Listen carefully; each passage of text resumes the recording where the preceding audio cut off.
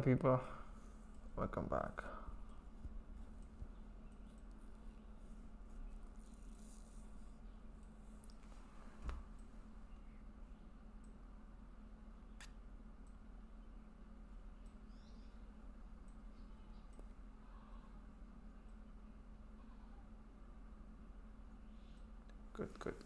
Good, very good.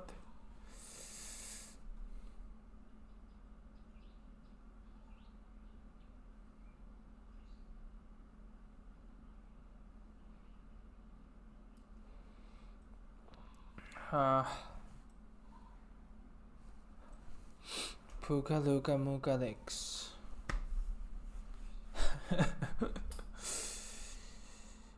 Caffeine.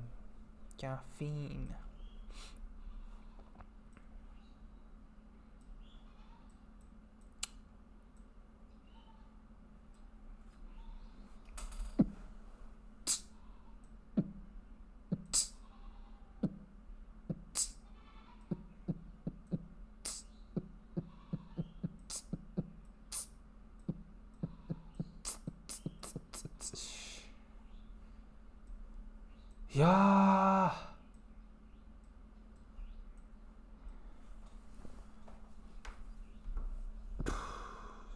Yeah, not this folder. No.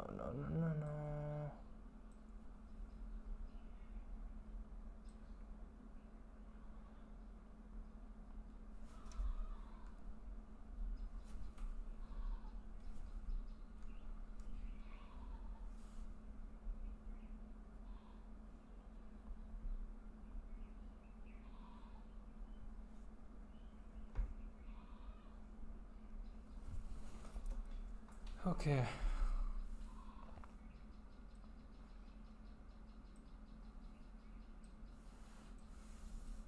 Baby.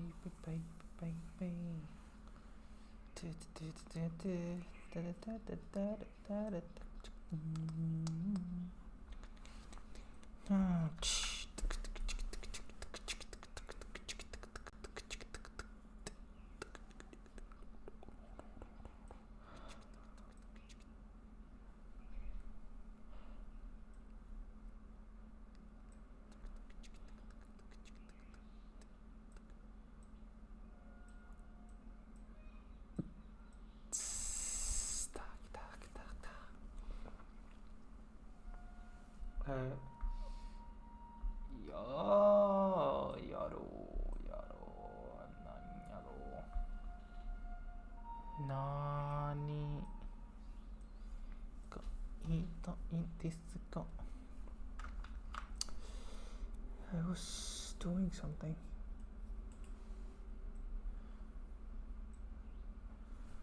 Yeah, I cannot read property of undefined reading map at JSX33. Undefined types. Types ですね。undefined type error. Types it's already there.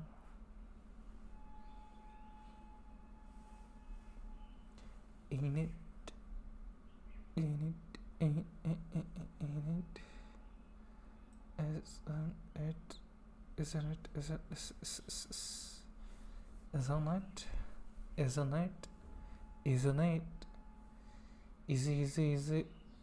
Izukumidoria. Let's write this first. What it does. If not data, loading, return. Loading.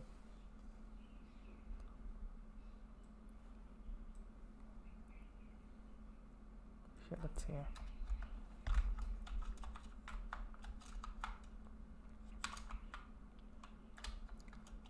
Loading or not data, maybe simply just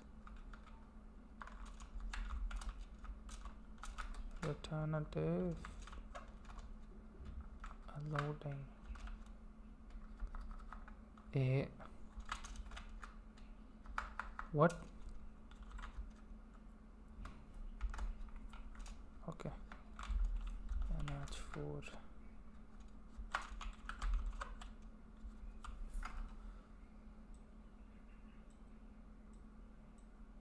Yeah, there was, you can see that. Loading. Okay. Loading.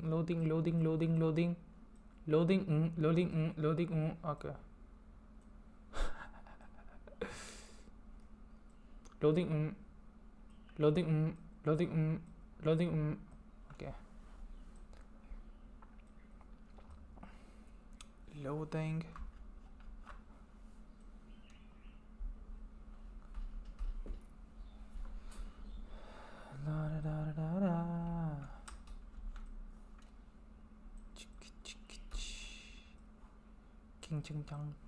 King Changling.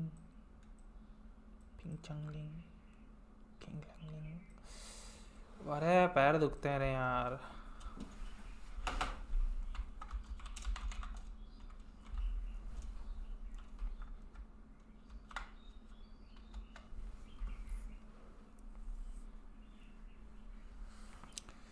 Operator is called optional chaining. Optional chaining, it is usually used to safely access nested properties without causing runtime errors if something is missing.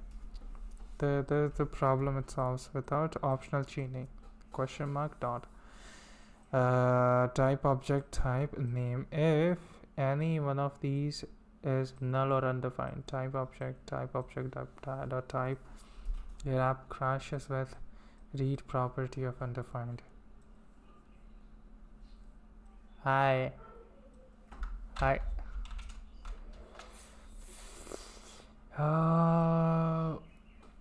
With optional chaining, if any of these is null undefined, your app crashes, cannot read properties of undefined. This commonly happens when data comes from an API and hasn't loaded yet. How question mark dot works step by step. Type object. I'm a developer. Oh, cool. I'm just learning. I'm still learning. Dang. If type object exists, continue. If type object is null or undefined, returns undefined immediately.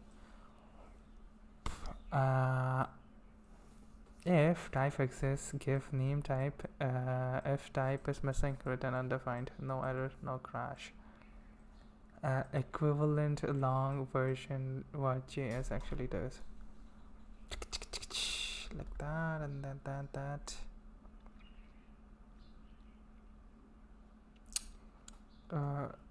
Wait a minute. Let me copy that, okay?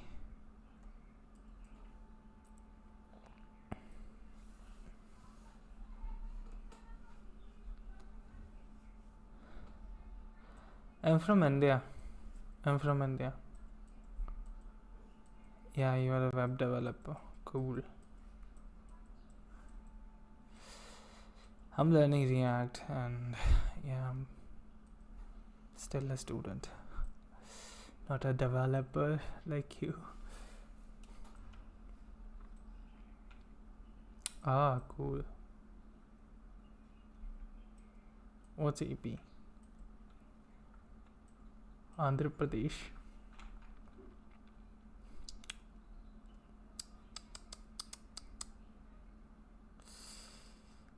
Where is it? Yeah, my Notion. Optional chaining.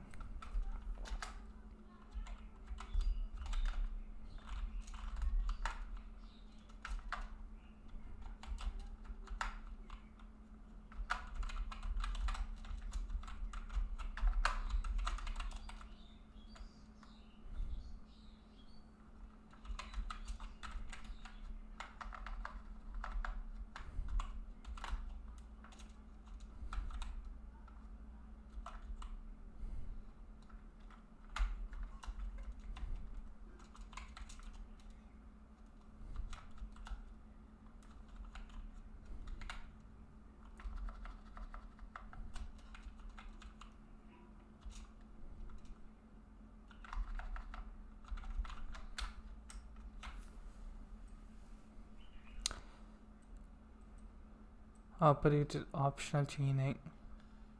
It is used to safely access nested properties without causing runtime errors if something is missing.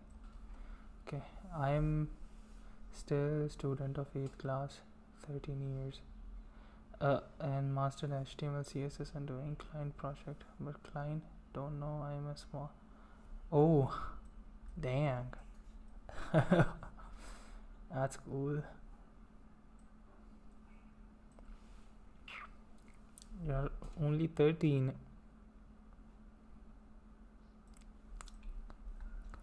What kind of project you making?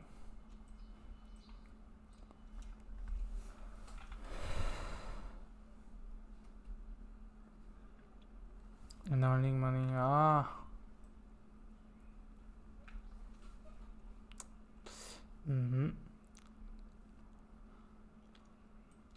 Website.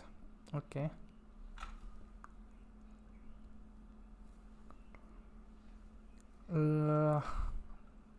That's cool. Devin all that and hi. That's it.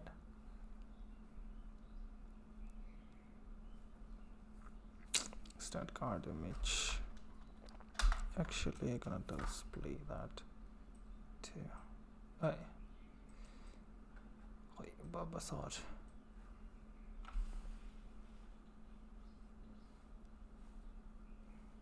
If the client knows I'm 13, he won't give me projects. Which state are you from? I'm from Northeast. I don't wanna tell my state, but I'm from North. I'm from North India, not Northeast. North India. And then we're gonna where was I? You're gonna display the image now. And source is going to be that, but first we'll give it a class name. What are you gonna want? First we'll do this. That's, and then of course Pokemon. Oh my, oh,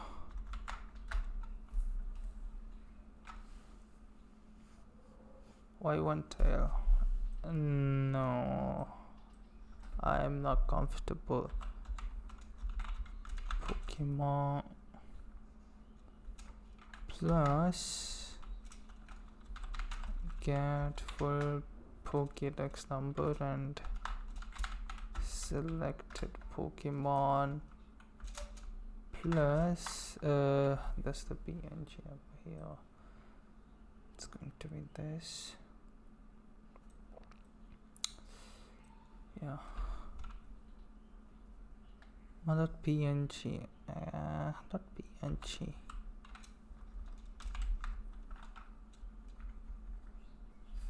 Alt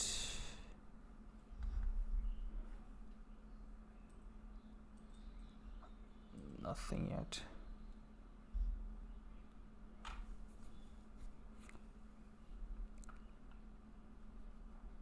Even tell what is the project number? What? Oh, I'm trying to make a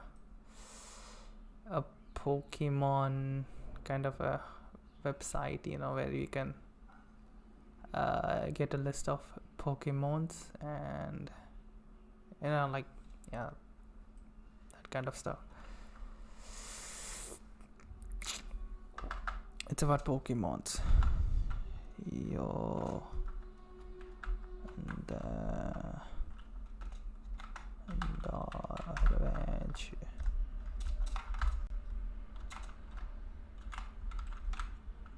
Like that, and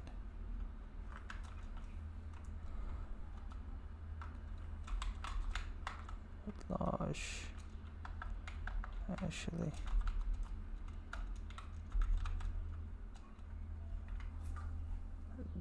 that's did not. It's, yeah. The image we'll have to give a class name, Bulbasaur Lash image. Okay, Bulbasaur.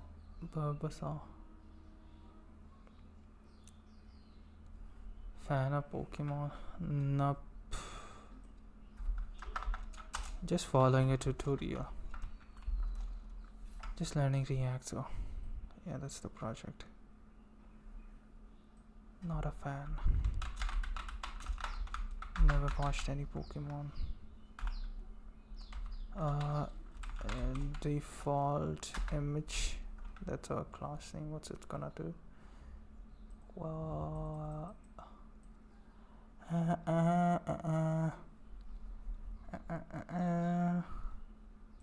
it's only gonna show that image and that only.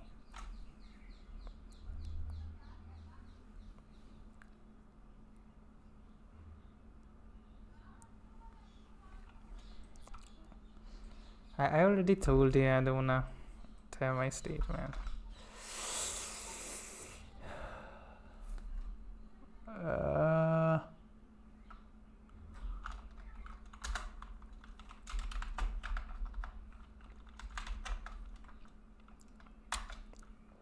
Image container,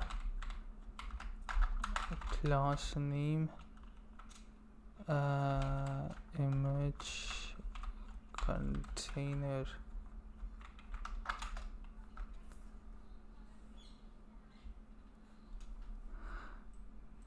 I told you I don't want to talk about, I don't want to tell you my street name or any clues, anything.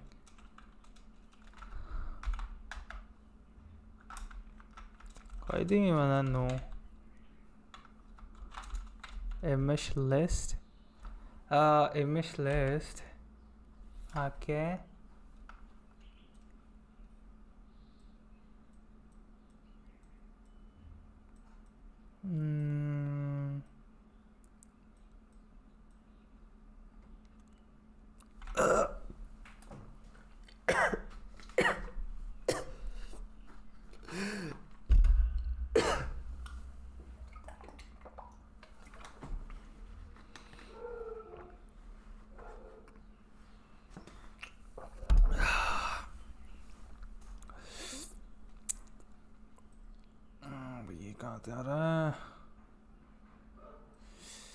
What's that?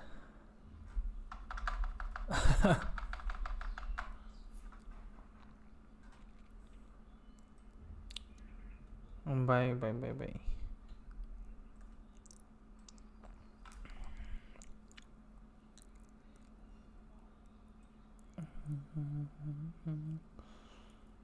Image list object. Spirit. Okay, I need to define that first.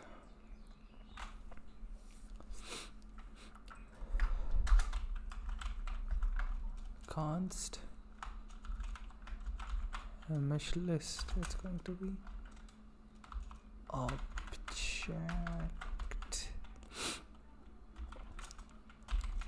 keys.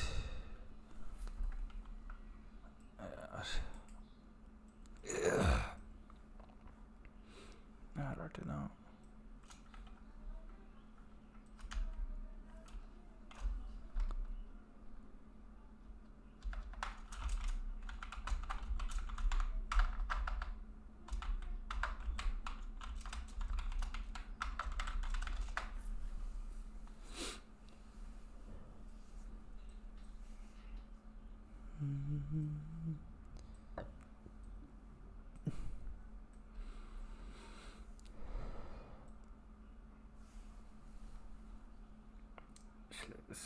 The card is doing a high level. Take a sprite object. Okay, I got that. A sprite object from an API like Pokemon data. Extract only valid image keys. Only valid image keys. Removes empty / null images, unwanted categories, version or others. Versions or others. Versions others. We do not want that.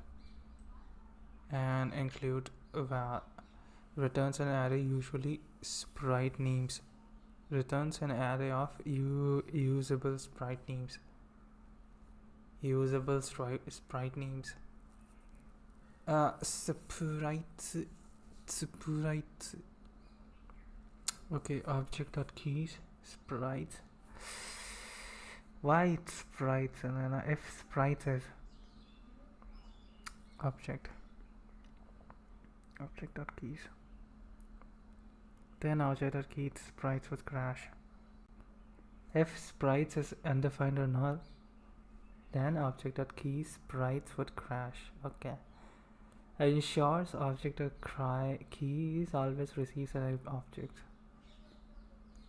.keys always receives an ensures. It ensures that.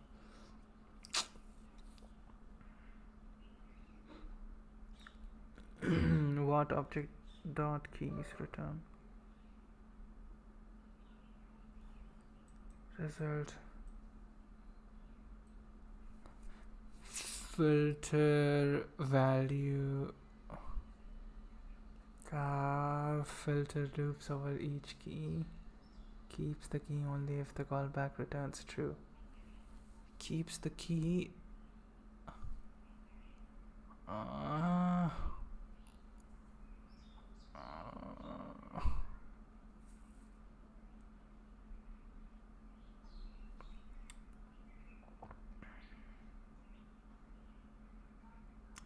Filter loops over each time. Keeps the key of the call only if the callback returns true. Removes it if false values each key name string. First condition if not sprite. Well, okay, this removes null undefined in that because there is no usable image. Front of me, no version, we don't need them. If the key has no value, has a value, is not version or other.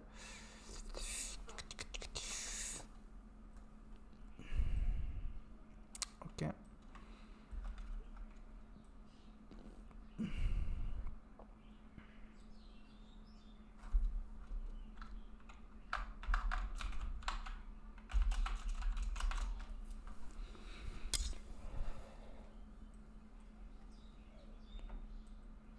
Definition: input an object, output an array of string.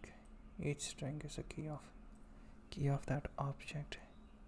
Each string is a key of that object. Key of that object is built-in JavaScript method used to get property names, keys of an object. Okay. Why it exists? JavaScript objects are key value pairs. Object.keys lets you loop over, filter, or inspect those keys. Common real world uses looping through an object. Common real world. Okay. Object.keys user for each key. Looping through, loop over, filter, or inspect those keys. Object keys. Filtering object properties, converting object data for rendering React. What it does not include values. Use my object values. Key value pairs. Use entries. Properties. In the prototype change only the object's own enumerable properties if you pass null or undefined. Comparison interview friendly. Okay.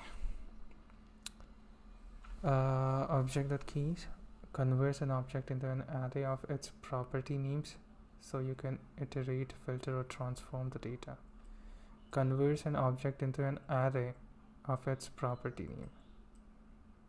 Object into an array of its property names so you can iterate, filter, or transform the data. Of course.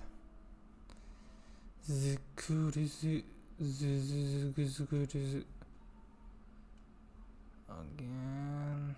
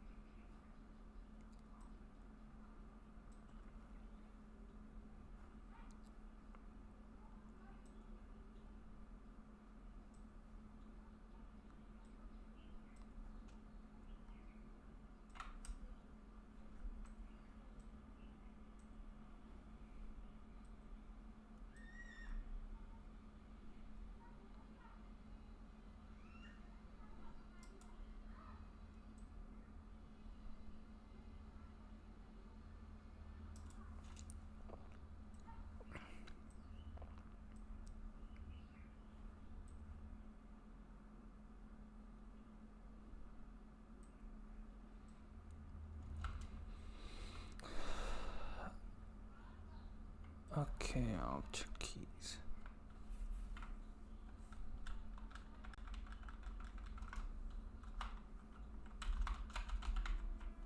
Sprite are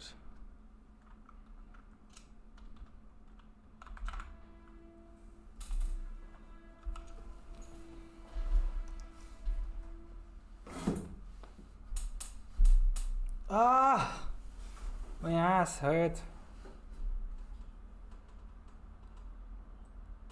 이때요. Object inputs an object, outputs an array of string.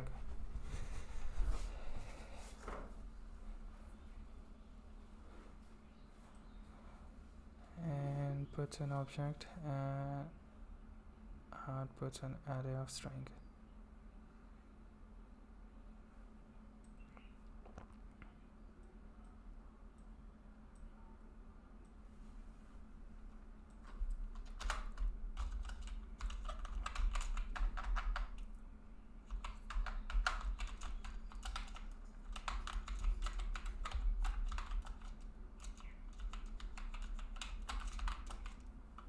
Puts an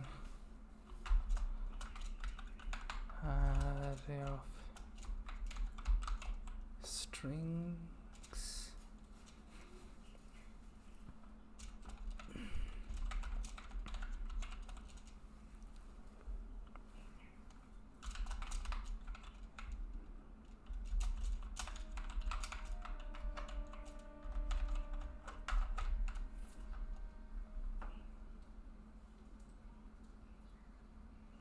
अबे क्या डाल दिया कुछ भी कर रहा है बे तू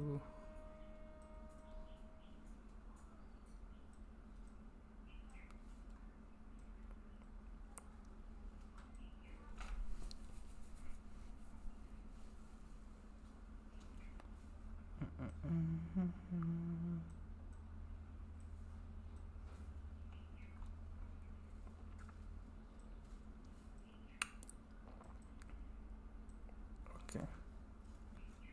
Empty object. Not sprite. Sprite object. And then we are filtering it. Filter function takes val and arrow function kana arrow function mana function takes in at if not sprite if it's not sprite and val this sprite and val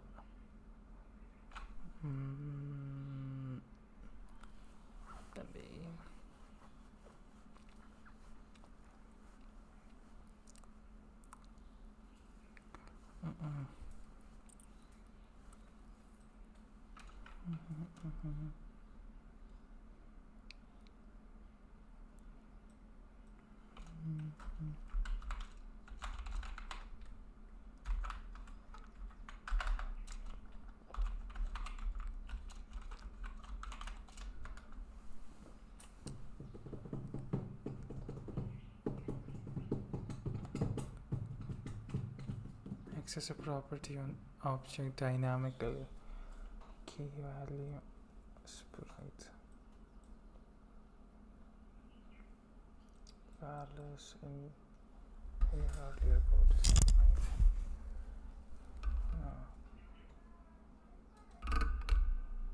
Return an array of keys, values one key at a time. Values one key at a time. Ooh,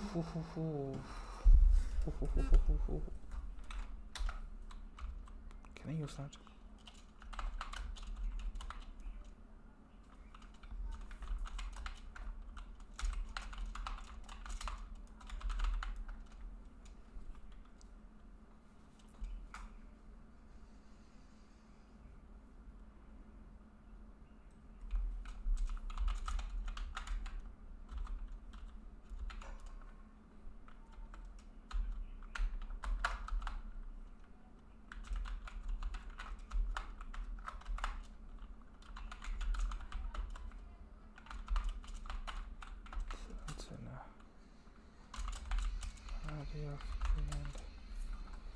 Values one key at a time. Array of keys. Just exactly.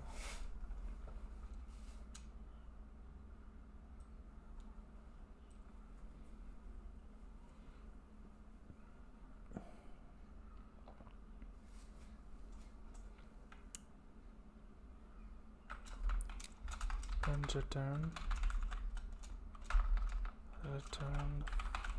false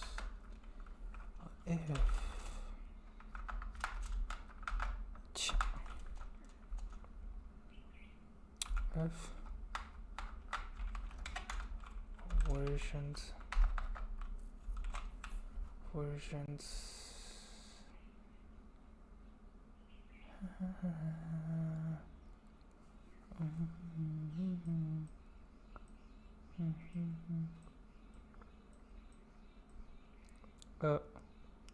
show sprites as versions. We don't want that. Another's game showdown, all that. Don't want that.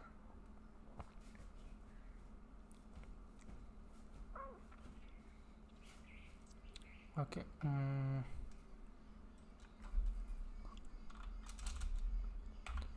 Or other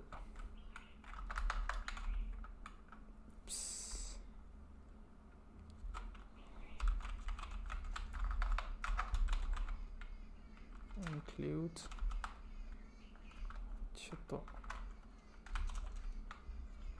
now include val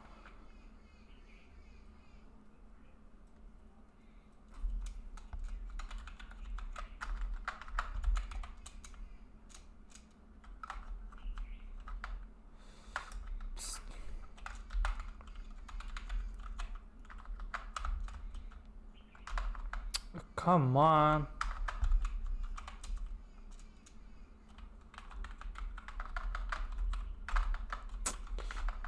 Ah!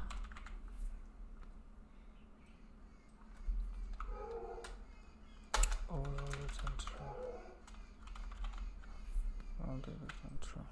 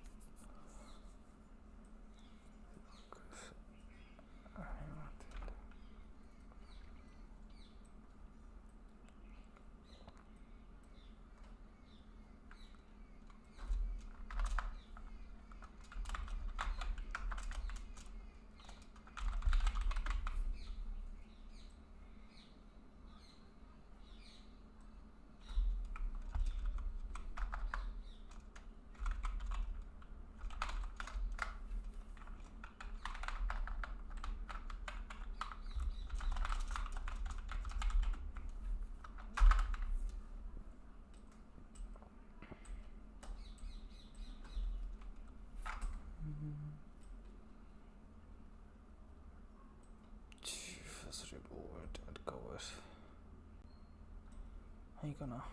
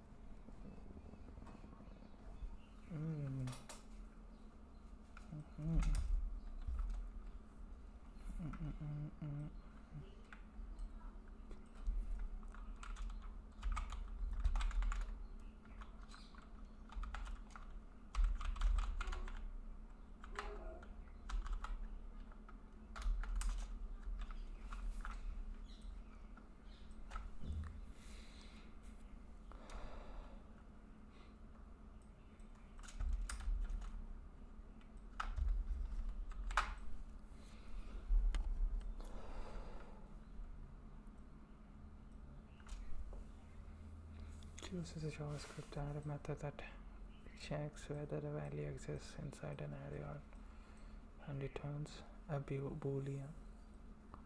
Whether a value includes whether a value exists inside an array and returns boolean. Basic definition: array includes value, return true value is found.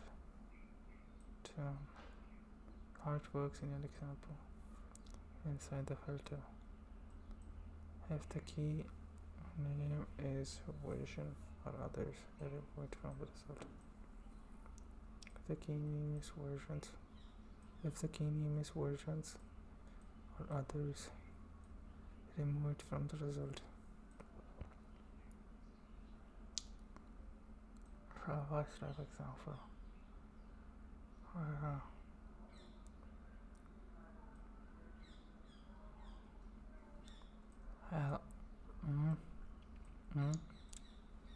Filter it out. True. Filter it out. Kept false. Include is preferred before people wrote. Index of value. That's readable. Easy to misinterpret.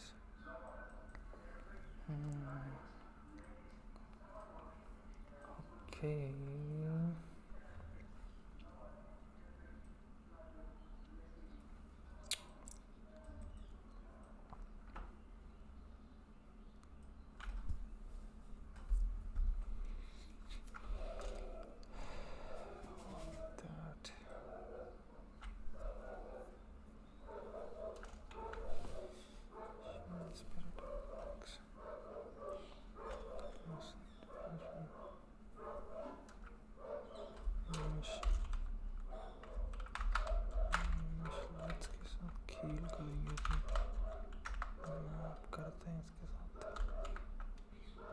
Sprite URL. Sprite URL. Sprite.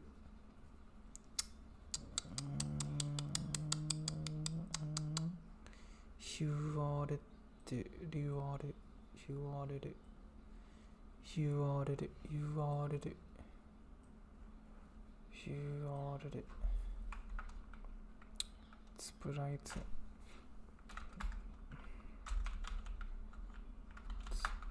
URL. यार एक तो टाइपोस कितने करता हूँ URL and sprite index meshlet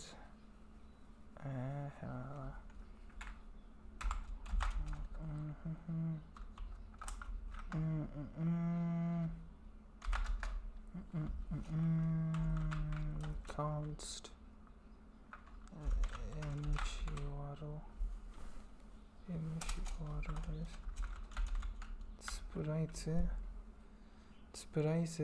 sprite URL put over sprite URL mesh sprite URL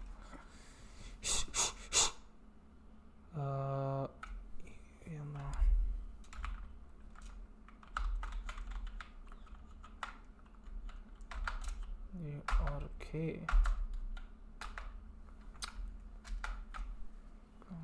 This URL image URL.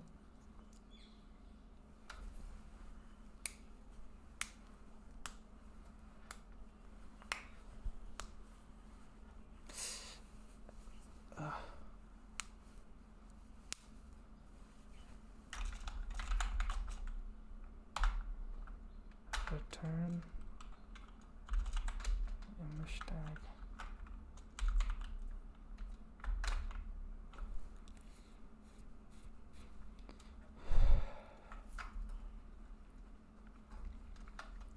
Let's give it a key first.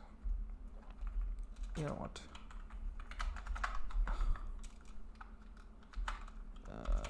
Image URL.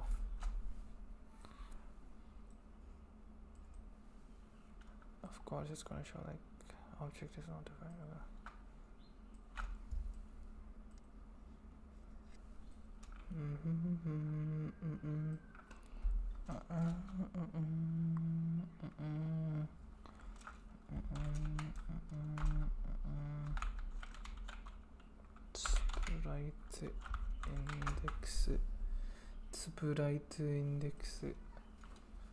Sprite index. And अबे क्या चला दिया? Sprite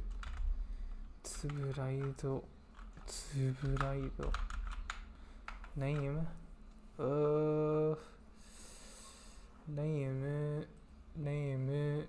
OSK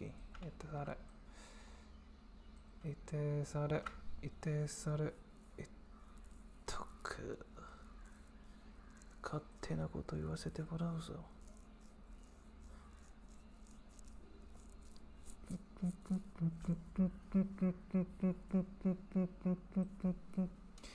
चूड़ी के पीछे क्या है? Launch, that's the name. Okay.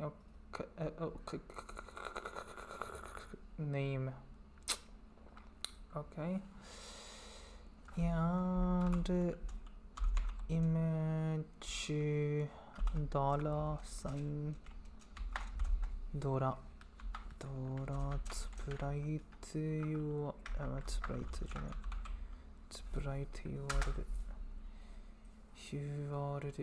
URL not yet.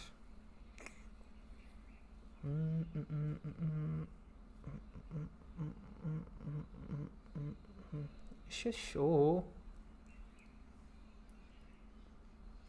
image container. Show the image. Fucking hell. Uncode reference object is not defined. Poke card.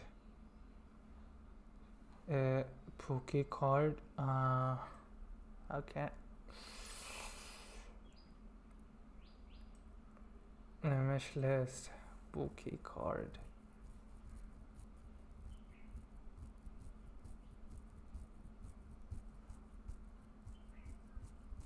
Object is not defined.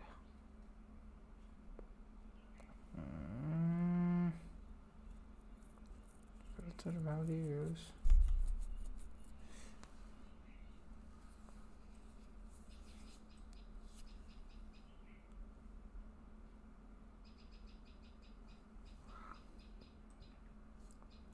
Are these things causing any?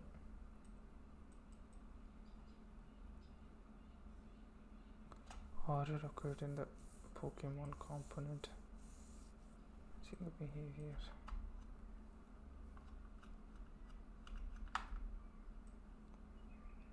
Oh, wait a minute. Okay, यार तेरे क्या हो रहा है?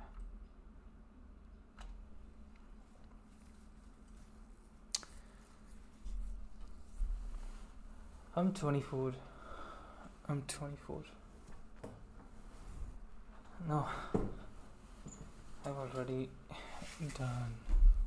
I'm done with my college school and everything.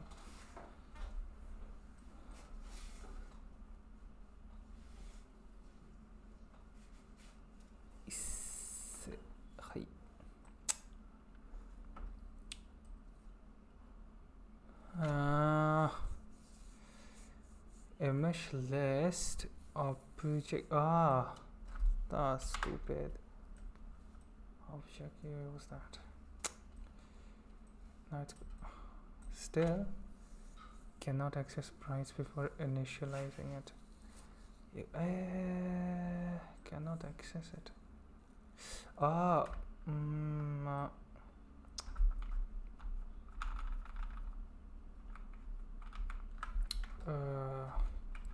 What's the problem? Can you access it now? Yeah, I think so. So you see that? But why is this not displaying? Yeah, sure though. What the heck?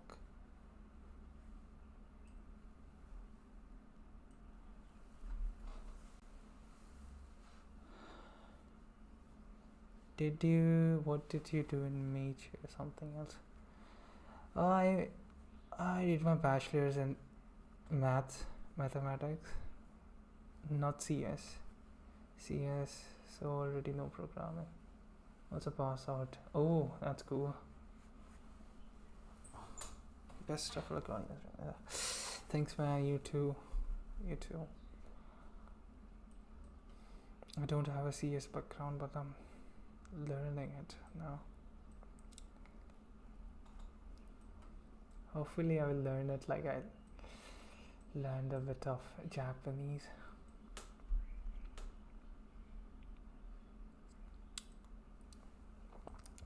Why is this thing not?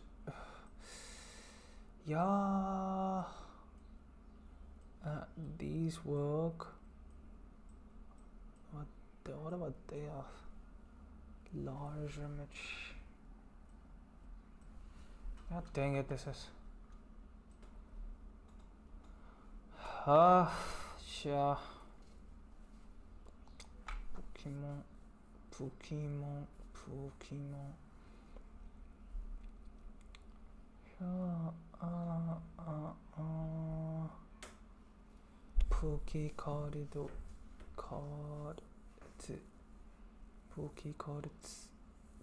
cards.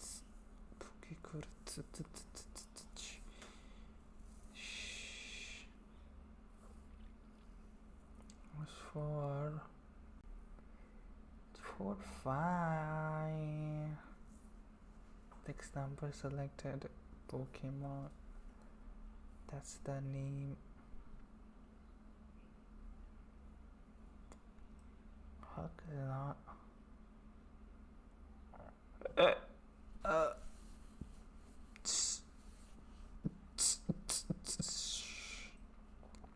PNG.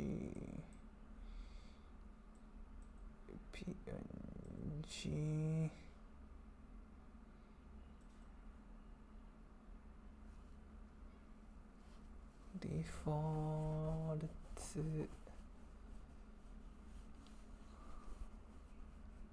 Purpose or large image or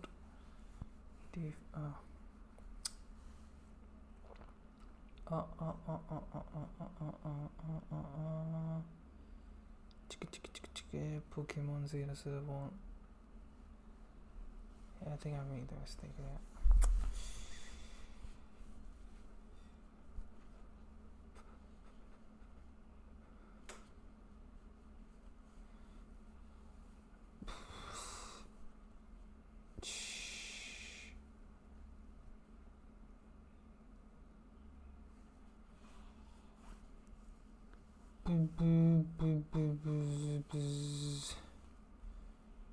This one.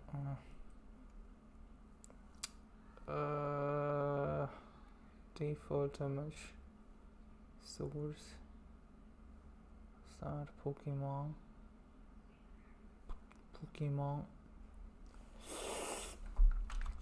Yeah, stupid.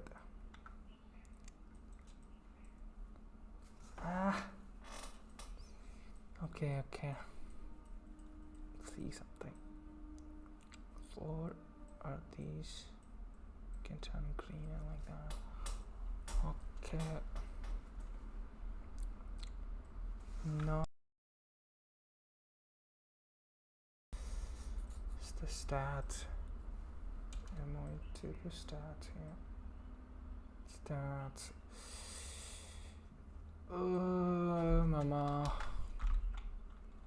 H3. Stats. Okay, stats.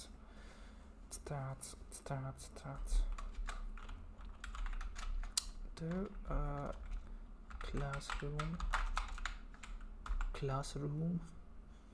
Okay, state card, stats card. Yeah, that one. And then stats. Yeah, we have that, so we're gonna sit on a map function over it. A new array, stat object, and stat index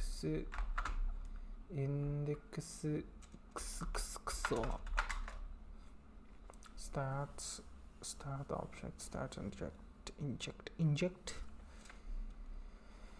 index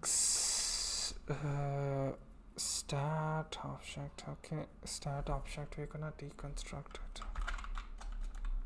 Const, stat object iterate. Let's make a state. It's not state, it's stat object. Stat, again I'm doing the same thing. Stat object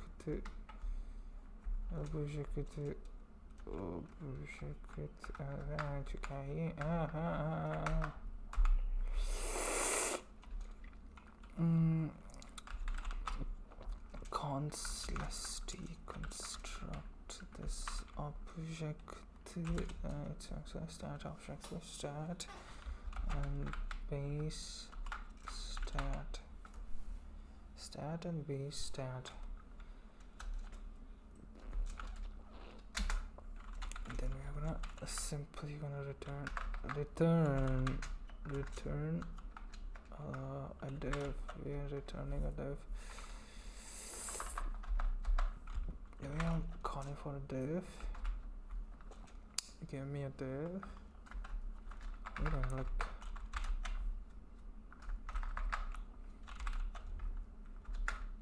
Like a paragraph tag and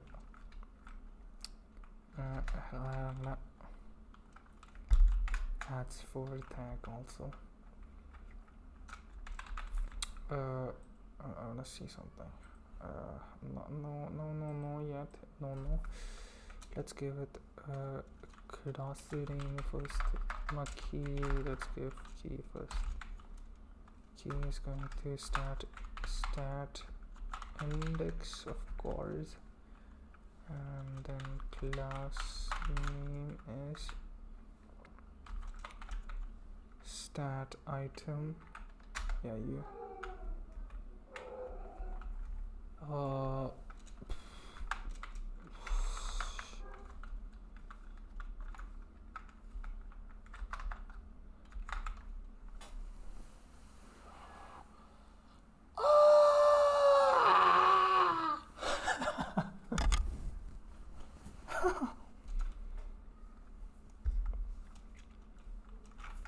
This should show. まあ、ないですか。ないですね。いないみたいですね。チンガラララララ stat object and stat state stats card starts card the card show don't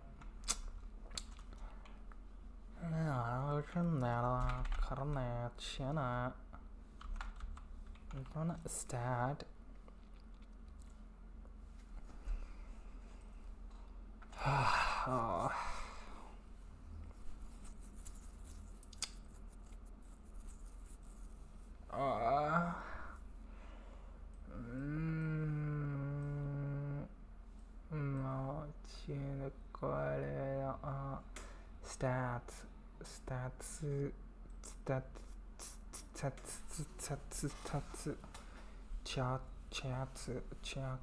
stats.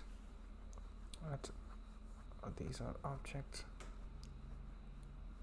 Object within like object.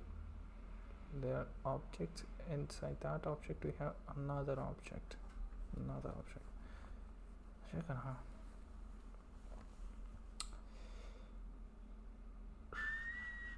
Uno,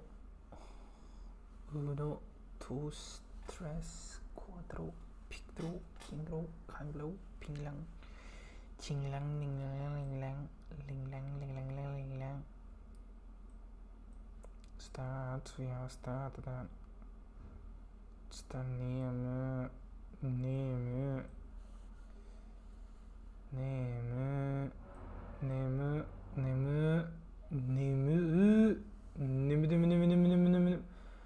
namu, zabuza.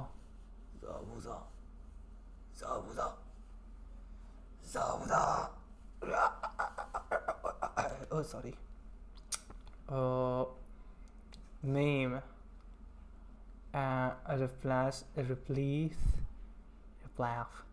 Replace. HP name.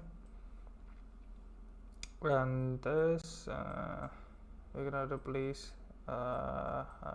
this with a space, not an empty string but space.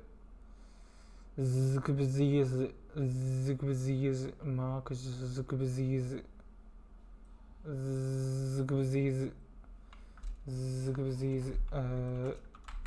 name replace all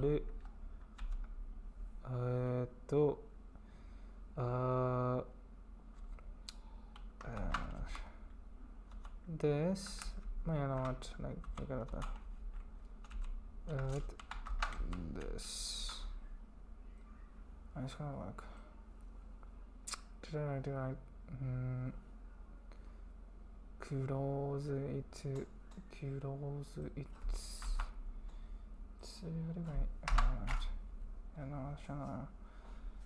Start name replace order. Replace. I know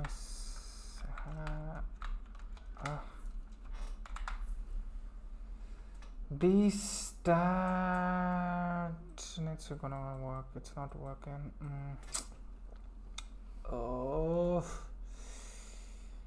Class name.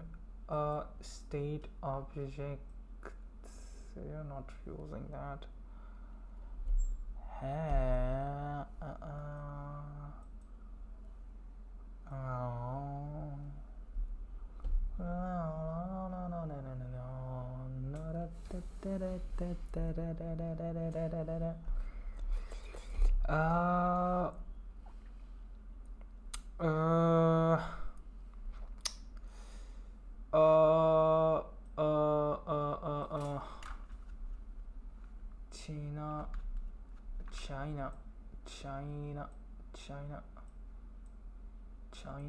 China. Why am I remembering China right now? China. Help me, China. State index. I don't think any problem here.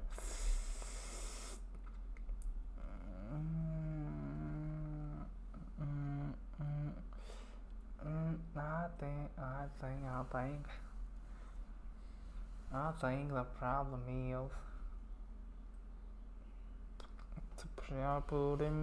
the problem is I got. What am I learning, man? What am I learning?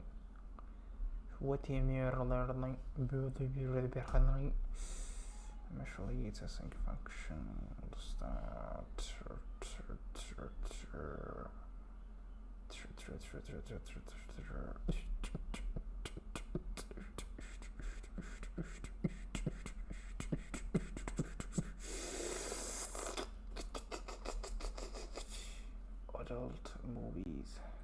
Adult movies.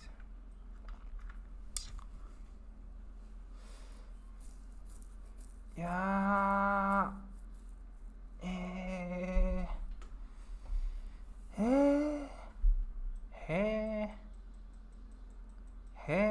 Okay, console. Oh. Array map anonymous. Oh. Pokecard 95.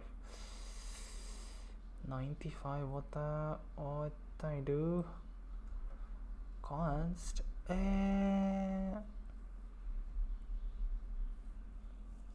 Reference state up is not defined.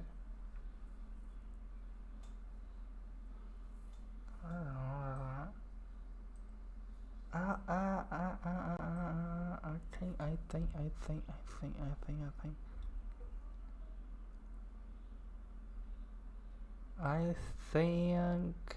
think. I know.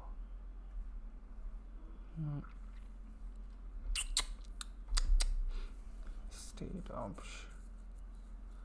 Burj Khalifa.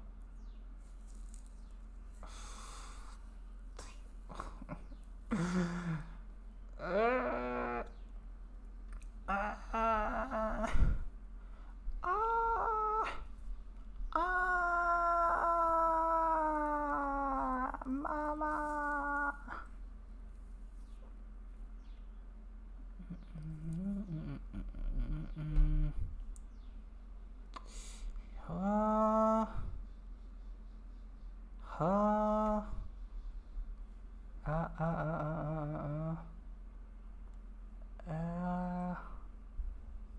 Uncaught reference state object is not defined. Pokemon. Are you talking about this? Could not find a name. Did you mean state? Are they different?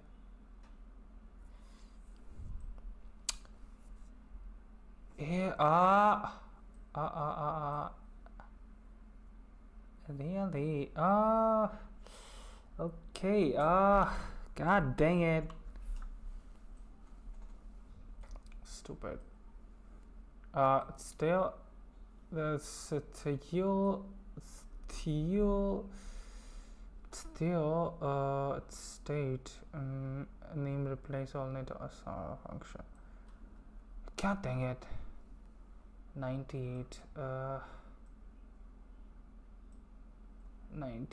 stay out Annie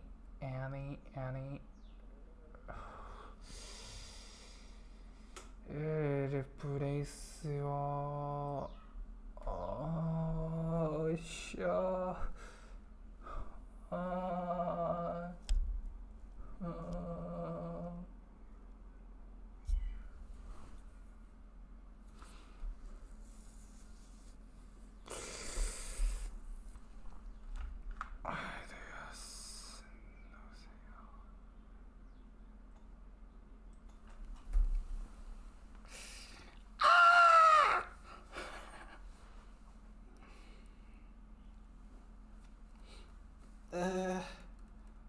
state. Isn't it fucking same? Isn't it same? हाँ आया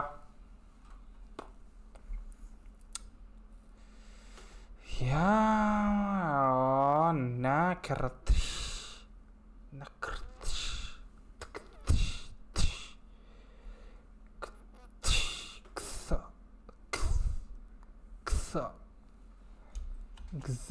그석 오르카 God dang it. You know what, let me copy it. Copy it and replace it with this. Hey!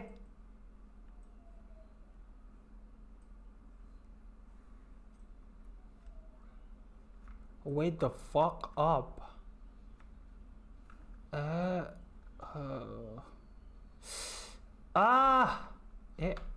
これかな。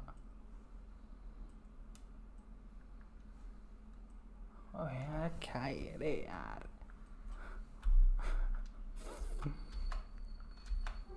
Okay, let me.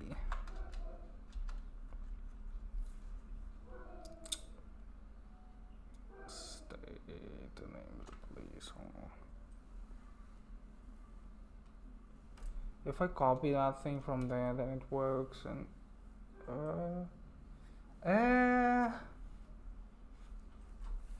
this is the one that I wrote.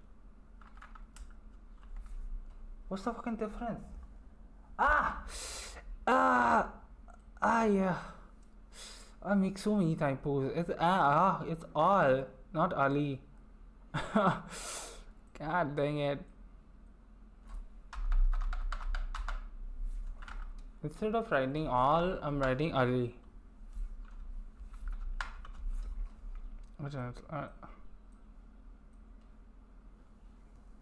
Ali is not a function. Yeah, replace Ali. I should read the errors. Exam,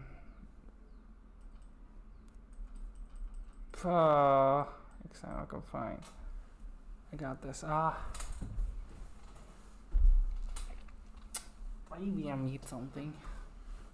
Not I just copied it.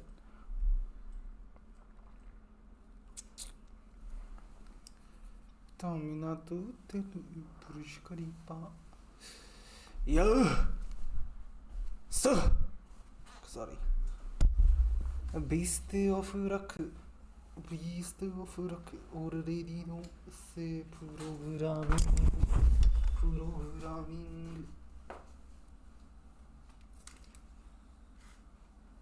मेरा सटक रहा है भाई. लोग programming पहले से जानते हैं. प्रोग्रामिंग मेरा इधर सटक लेना है. सटक लेना है बाबू. हे बाबू सटक लेना है बाबू.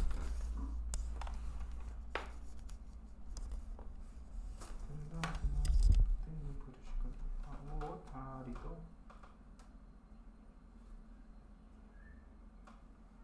वो था कि देख यहाँ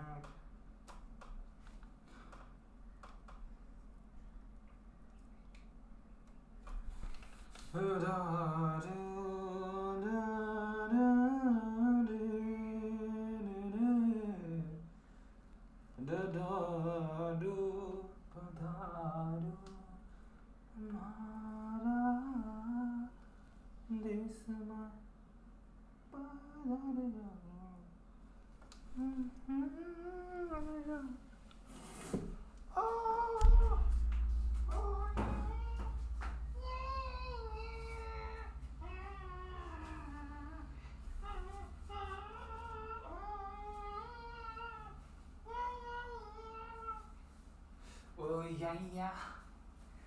Da da da da da da da da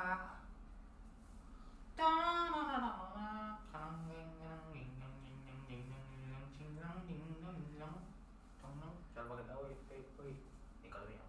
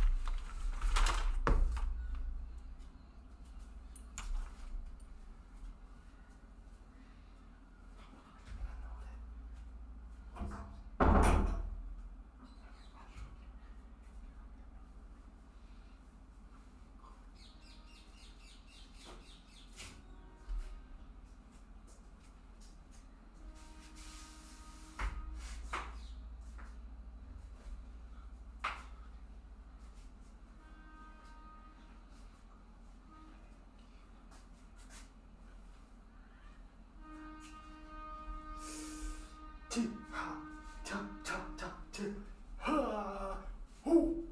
Yes. Yes. Yeah. Sorry. I'm sorry. I said sorry. Fuck sorry. I ain't saying sorry to anyone.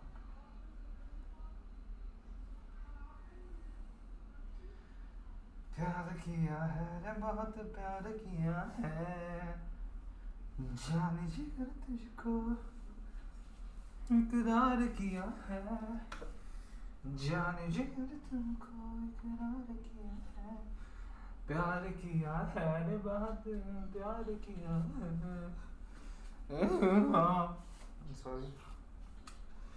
No sorry. No sorry. No. Okay.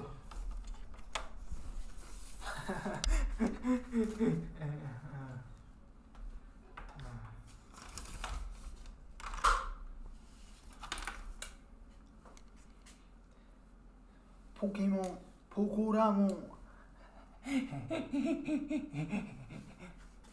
그래 아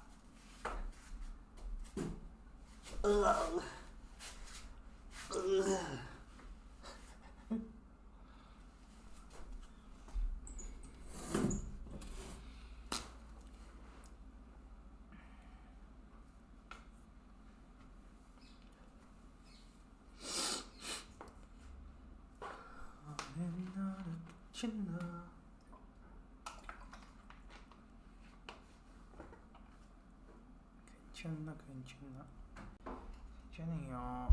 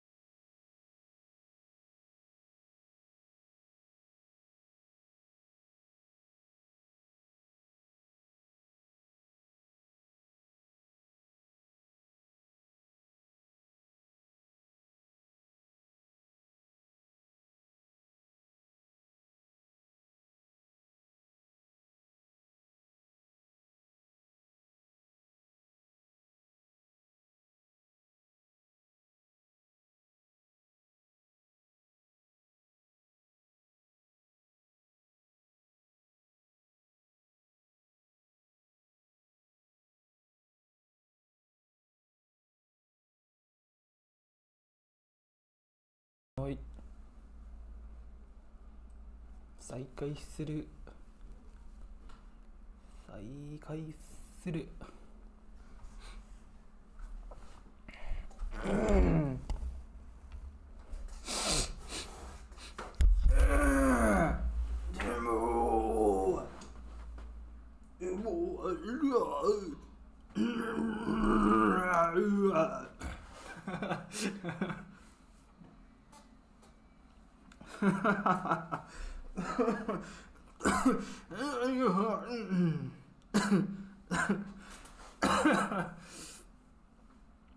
सटकेला है भाई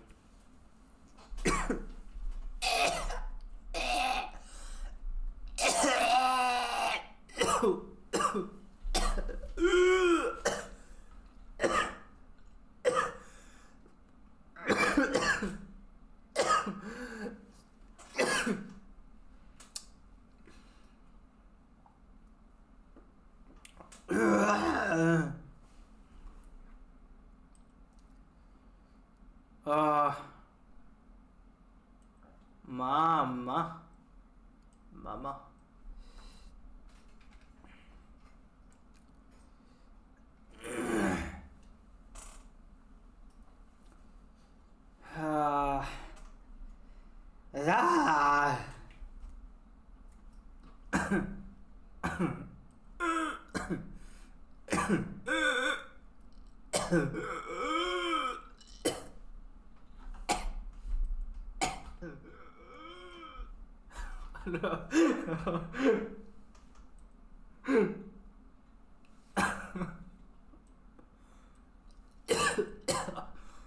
Oh my god, what the hell?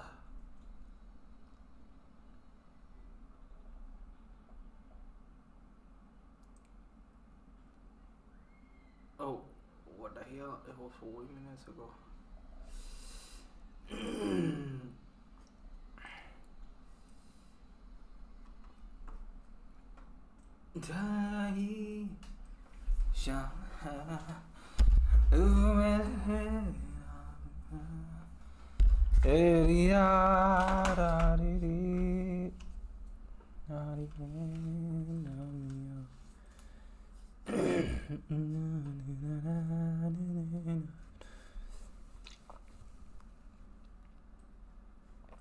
Hi, Pokemon. Pokemon. Pokemon. Let's go, Pokemon.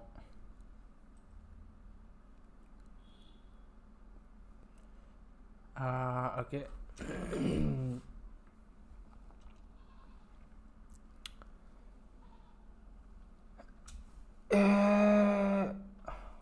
ये अलग अलग डर में घुसे रखेगा अलग अलग डर्स में घुसा रखा है क्या इनको क्या ही हो सकता है नहीं ऐसा तो नहीं है गलत गलत गलत बिल्कुल गलत है आप गलत सोच रहे हैं जनाब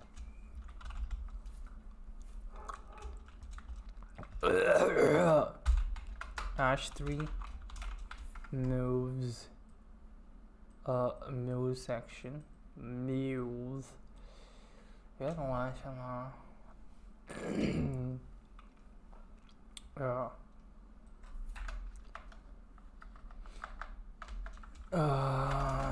and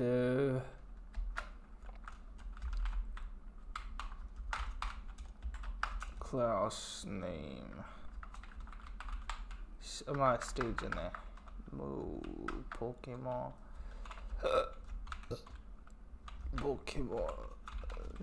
move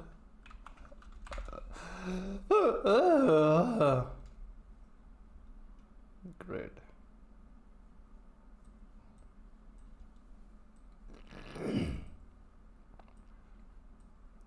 Pokemon move grid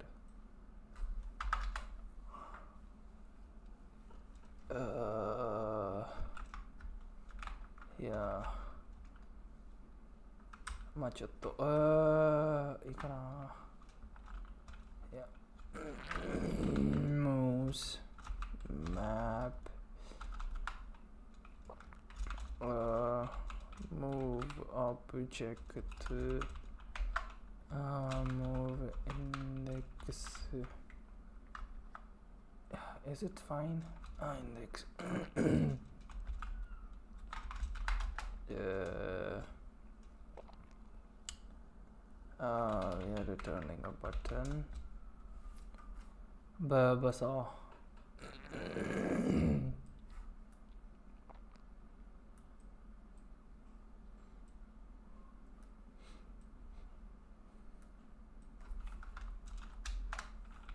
Oh, okay. We'll return a button. It looks like this now. So many buttons. One of those three. Click, click, click, click. Look. Up, up, up, up.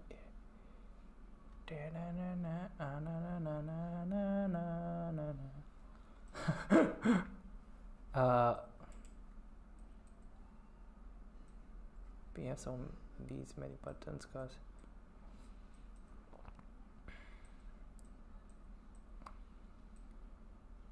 cause in the moves we have these many. All of these moves. 86 moves we have. So 86 buttons. And then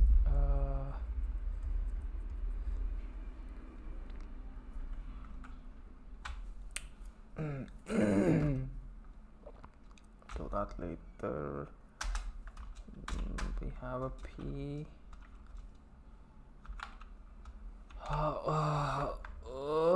Move object. Move object. Okay. No typo. Move name. Move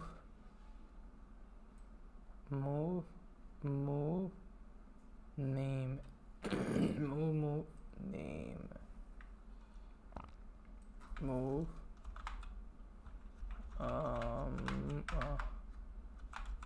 Move name and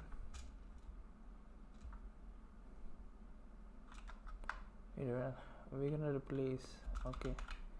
Replace all. Yeah, replace all. All of these with this. Charmi andar. Okay. We have all buttons now. Terra blast confined echoed. No, we said the class to the button, which is button card, and two classes we have. Okay. Pokemon move, a button card, and Pokemon move, and key of course. Cause if you will not, then it's will throw an error. Just like each child in a list should have a unique key. So we need to have a unique key for every move that we have. So we can have move index. That's it. Okay, that's resolved. No error now. Now still okay, what the button's gonna do? On click, it's gonna fetch data. So still not we're not gonna write that yet, because before that we need to. I think I've done everything that yeah.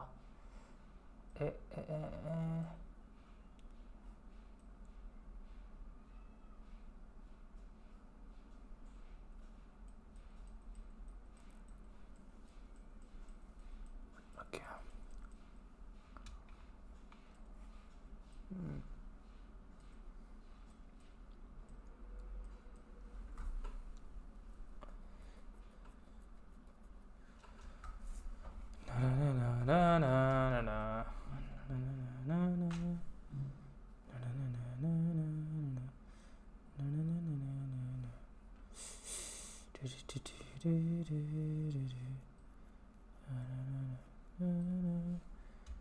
I remove this class of the button, actually,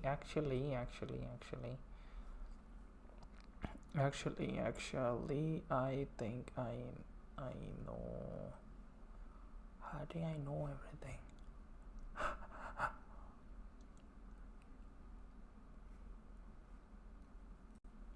Can we assign two classes like that without?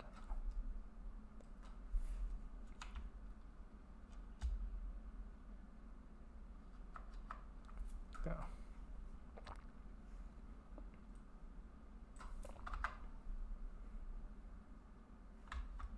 These buttons were like that.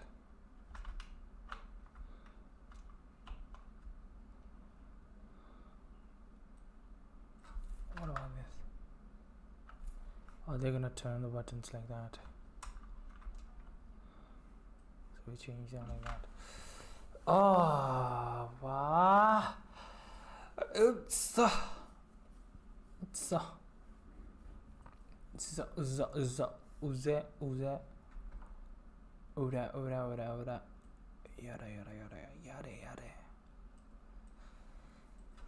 Unique. And in this case, we're going to return a button that has a class name of button card and Pokemon move. So those are space separated because they're actually two different classes. And we also need to give it the unique key, which is the index from the array. And we're going to finally give it an on click, if I can spell that correctly. And that's just going to take an empty arrow function for the second. And then inside of that, we're going to have a paragraph tag. And that's going to have the squiggly parentheses for some JavaScript. And that's going to be the move object. And from within there, we're going to access the move key. And then we're going to access the name field and do that same replace all. All the dashes get replaced with an empty string. Well, it's actually a space. There's a space key in there. So notice that this one is also the space. It's not just a completely empty string, but it's the space key. So if we go ahead and save that, now when we scroll down, we see we've got this responsive list, which is super nice. That's a really cool flex display of all the different moves that the Pokemon can have. Solid. We're actually making some serious progress on this display. If we close out of the side, we now have a super nice nav bar where we can select all of the Pokemon, and we actually have the Pokemon display come up. And we haven't added it yet, but shortly when we select the different Pokemon, we'll obviously... Yeah, mine looks different.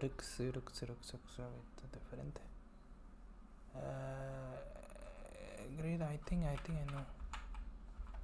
I think I know. I know everything. I think I know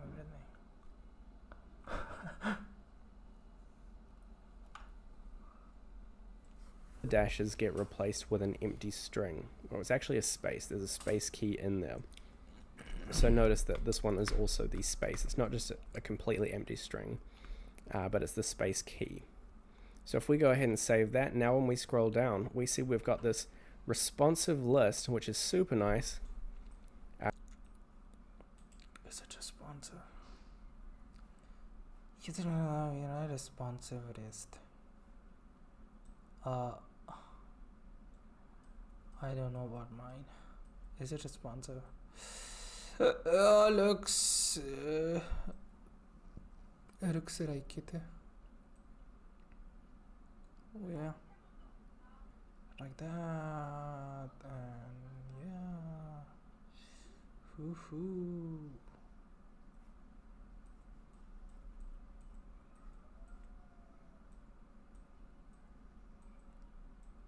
They're not working right now.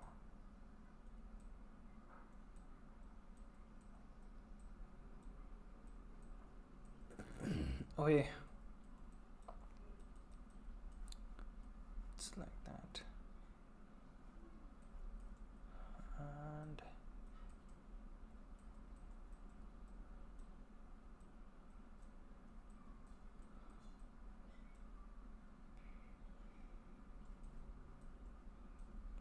Babasa.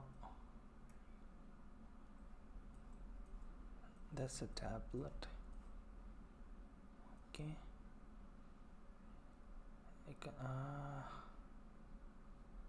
That's a phone.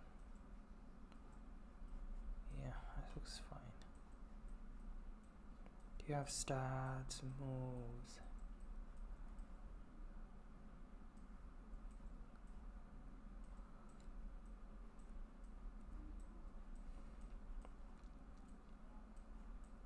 That's a really cool flex display of all the different moves that the Pokemon can have.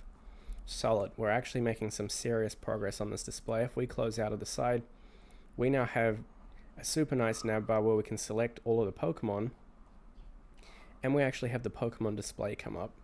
And we haven't added it yet, but shortly when we select the different Pokemon, we'll obviously change this information. But that's pretty much this display done. Now before we finalize the functionality of the side nav, I just want to get these move displays showing up. Functionality of the side nav, I just want to get these move displays showing up. Now this is going to bring into play two new concepts. Well, actually three new concepts in what we're about to do. First up, we're going to learn all about the modal.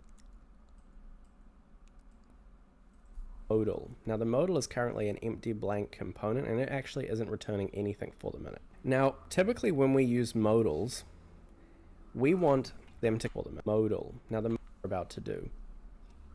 First up, we're going to learn all about the modal. Now the modal is currently an empty blank component, and it actually isn't returning anything for the minute. Now typically when we use modals, we want them to completely overlay everything in our document. And there's a couple of ways you can do this. All of them are correct, but the way that I like doing it the most is very first principles, I guess is the word to describe it.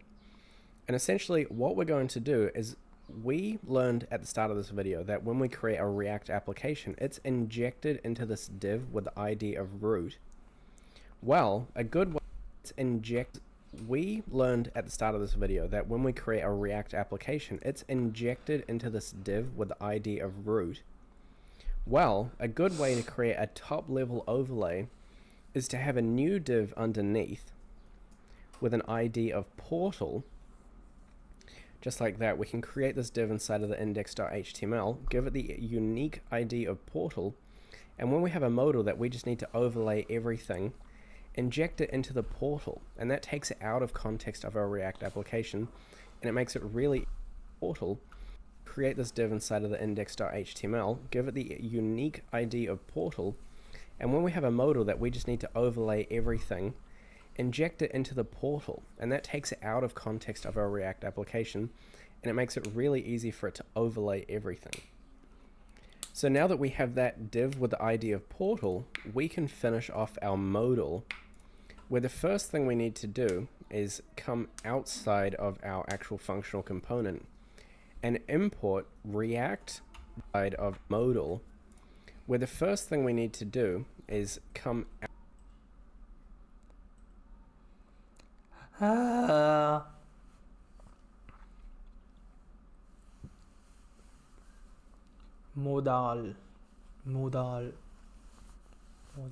outside of modal, where the first thing we need to do is come outside of our actual functional component and import React DOM, careful with the spelling, from React-DOM, from the package React-DOM, which you will note if we come into our package.json is a default dependency of our React application. As we see mine. Default dependency of our React file. Yes. So now that we have that, what we can do is inside of our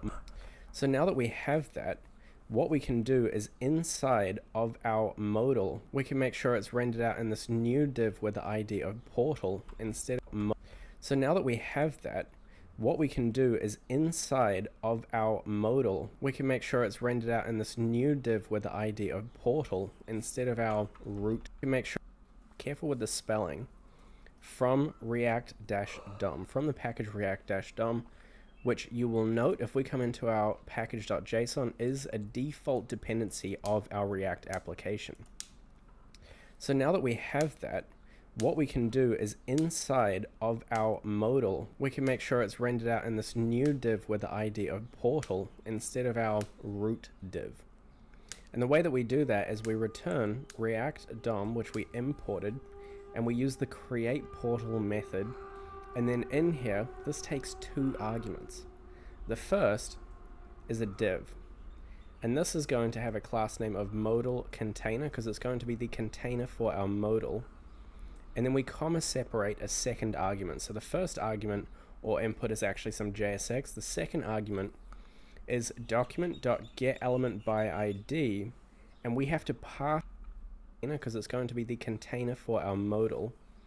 And then we comma separate a second argument. So the first argument or input is actually some JSX. The second argument is document.getElementById, and we have to pass it the div with the ID of portal, and this is how we select it. So we select our document and we say find that div with the ID of portal and inject all of this code in there instead of our original div.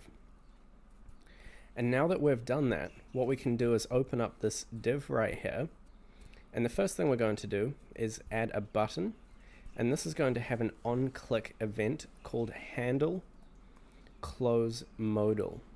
Now we don't have that yet, but we'll see where that comes from in a second. And this also has a class of modal underlay, and I'll show you why we have this momentarily. And that's actually a self-closing button, so it doesn't have any contents. And then we have a secondary div with a class name of modal content, and in here we're going to have what's known as the children. Now 100 million things have just happened, so let's take a second to break it all down. First up, we've now found out there's a new way to render out contents of our page that doesn't get injected into that original div with the ID of root. And that's what we like to do when we use modals, is we create this portal overlay that has just specifically the modal content. So that's super helpful. The second thing we've done, original div way to render out. First up, we've now found out there's a new way to render out contents of our page that doesn't get injected into that original div with the ID of root. And that's what we like to do when we use modals, is we create this portal overlay that has just specifically the modal content. So that's super helpful. The second thing we've done is we've rendered it out inside of the div with the ID of portal by actually selecting that div inside of the div with the ID of portal by actually selecting that div and passing it into this method as an argument. Now we also pass in the JSX to be rendered from within that div, the modal content. So that's super helpful. The second thing we've done is we've rendered it out inside of the div with the ID of portal by actually selecting that div and passing it into this method as an argument. Now we also pass in the JSX to be rendered from within that div with the ID of portal. Also pass in the JSX to be rendered from within that div with the ID of portal. And we have one div that's the container for this modal. And essentially that's just styled to overlay our entire page and fit to all four corners of our screen. And within there we have a button that's a modal underlay. Now if you think of a modal, typically when they pop up you might see a darkened area around the main content of the modal. And often when you click on that surrounding darker area, it will close the modal. And that's exactly what the underlay is for. The underlay sits behind the contents of the modal, and when you click it, it's going to execute this function right here called handle close modal, and that's going to exit out of the modal. And then lastly, we have this div which actually has the content of the modal, and that is going to be children. And children is JavaScript, so we render it out within the curly parentheses. Now what on earth is children? Well, for a long time I've been talking about the two types of props that you can use to communicate information between components. And the first one is the attribute style prop, and that's actually the only one we've come across so far. The children is slightly different, but we access it the same way. So we tell the modal it needs to receive the props, and we can destructure out the children from the props, where the children is actually any contents contained within the opening and closing component tags. Now so far, contained where the children is actually any contents contained within the opening and closing component tags. Now so far, we only have self-closing components. But what if these have and we can access it the same way? So we tell the modal it needs to receive the props, and we can destructure out the children from the props, where the children is actually any contents contained within the opening and closing component tags. Now so far, we only have self-closing components. But what if these had an opening and closing equivalent, and within them they had a whole lot of contents? Well, that is referred to as, we only have the children from the props, where the children is actually any contents contained within the opening and closing component tags. Now so far, we only have self-closing components. But what if these had an opening and closing equivalent, and within them they had a whole lot of contents? Well, that is referred to as the children, and we have to specify from within that component. Now so far, we only have self-closing components. But what if these had an opening and closing equivalent, and within them they had a whole lot of contents? But what if these had an opening and closing equivalent, and within them they had a whole lot of contents? Well, that is referred to as the children, and we have to specify from within that component where and how it gets rendered on the screen. And we do that just like this. So I've destructured out the children contents, which is what will be in between the opening and closing modal tags. And then I've said specifically render that content within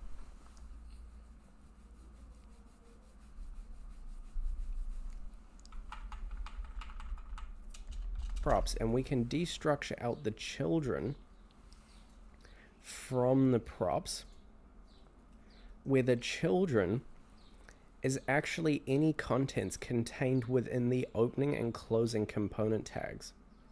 Now so far, we only have self-closing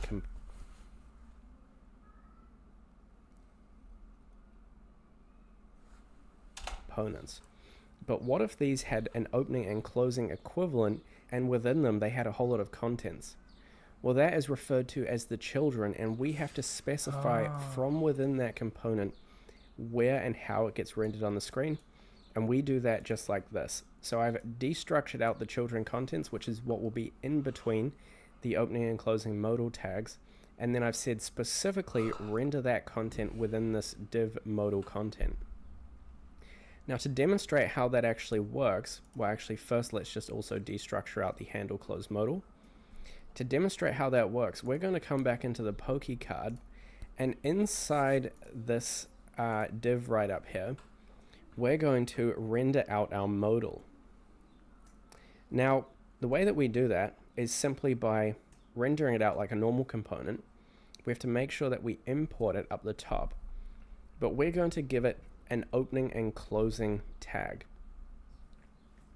And within here, anything we type becomes the children contents. Now this needs the attribute prop handle close modal.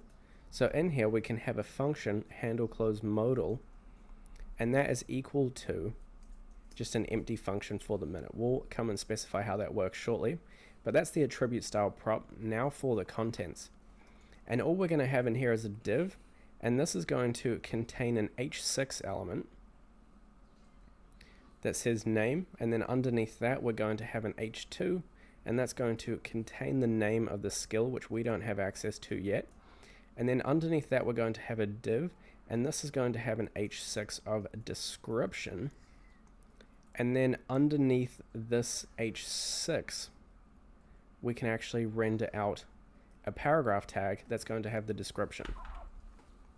And then underneath this h6 we can actually render out a paragraph tag that's going to have the description. Now if I go ahead and save that, this obviously isn't finished, but if we come back to our application, we can see that we now have this modal overlay. And that's super cool. We can see we have the grayed out background. That's the underlay. That's technically a button. And that's why you can see the cursor pointer on it. And then we have the contents contained within this section right here. And we can see that the modal is fixed in the contents of the screen. Now, when I click the background, it's not closing, and that's because we haven't wired that up just yet, but we'll finish that shortly. But what will happen when it's done is when we click that background, it will exit out of the modal for us. Now, the modal is used for displaying the description of the skill. So how the app is going to work, we rendered out all of these buttons down here. If you remember, every single move was rendered out as a button.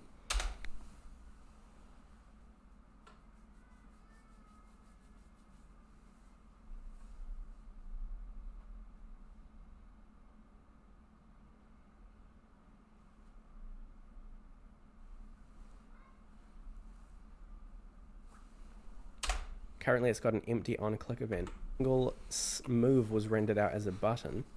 Currently, it's got an empty on-click event. When a user goes to click one of these buttons, we're going to, if you remember, every single move was rendered out as a button. Currently, it's got an empty on-click event. When a user goes to click one of these buttons, we're going to open the modal and load a description of that skill that's going to explain to them exactly what that move does. So if they want to read about razor leaf, they know that's what razor leaf does. That comes up in the nice little modal and it looks super clean. But the way that this is going to work is we're going to maintain a state called skill.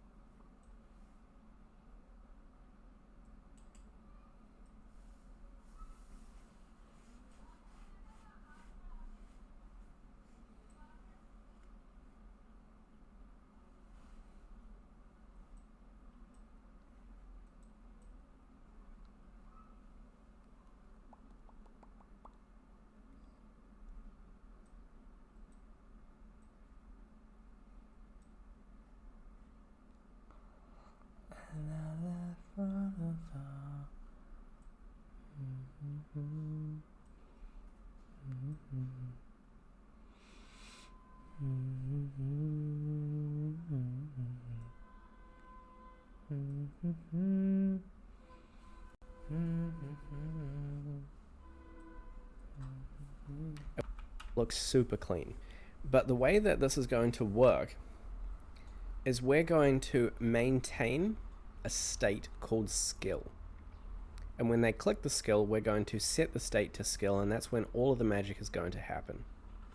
So, but the way that this is going to work is we're going to maintain a state called skill. And when they click the skill, we're going to set the state to skill, and that's when all of the magic. And when they click the skill, we're going to set the state to skill, and that's when all of the magic is going to happen. So up the top here, we're going to define a new state that's going to be const skill, maintain a state called skill. And when they click the skill, we're going to set the state to skill, and that's when all of the magic is going to happen. So up the top here, we're going to define a new state that's going to be const skill and set skill. And that's going to be equal to use state, and for now it's going to be null. It's an empty state. Now, fetching the information from the skill is actually going to rely on the information received first about the Pokemon, and the skill is, for now it's going to be null. It's an empty state. Now, fetching the information from the skill is actually going to rely on the information received first about the Pokemon, and we have to make a secondary fetch request to a different state that's going to be const skill and set skill. and that's going to be equal to use state, and for now it's going to be null. It's an empty state. Now, fetching the information from the skill is actually going to rely on the information received first about the Pokemon, and we have to make a secondary fetch request to a different URL in the API. And we're going to go about doing this differently from how we fetch the Pokemon data in the first place. For the Pokemon data, we used a use effect, which listens to when the selected Pokemon changes, and whenever the selected Pokemon changes, it goes out and fetches the new data. But for the skill, we're actually going to fetch that information when the user clicks on the button to display the skill. For the Pokemon data, we used a use effect, which listens to when the selected Pokemon changes, and whenever the selected Pokemon changes, it goes out and fetches the new data. But for the skill, we're actually going to fetch that information when the user clicks on the button to display the skill. So for this process, we do not need a use effect. We'll still have the asynchronous function though. The other thing we're going to do is learn about conditional rendering. Now, conditional rendering, as the name implies, says I only want to render something on the screen dependent on a condition. And the way we do that is we wrap that body of code inside curly braces, because it becomes some form of JavaScript that, as the name implies, says I only want to render something on the screen dependent on a condition. And the way we do that is we wrap that body of code inside curly braces, because it becomes some form of JavaScript. I then like to wrap it inside of the circular braces. And what we can do is throw a condition in front of this, where in this case, I want skill and modal. Now, this syntax right here, basically what it does is it says, if skill is true, render this out. If skill is false, do not render this out. And modal. Now, this syntax right here, basically what it does is it says, if skill is true, render this out. If skill is false, do not render this out. And that makes sense because we only want to display the modal when we have the data about a skill. So what's going to happen here, if I now enter this on a new line, we've thrown in some conditional rendering where we see the modal goes away because currently skill is null. So it's essentially a falsy value, which means that we do not display the code on the other side of the AND condition, on the other side of the double ampersand. Now that also makes closing the modal or creating this handle close modal function very easy, because all we have to do in the logic or the body section of this function is we just say set skill equal to null. So now when the user clicks that overlay, it's going to empty out whatever skill currently is, and then the modal will go away because this value becomes false.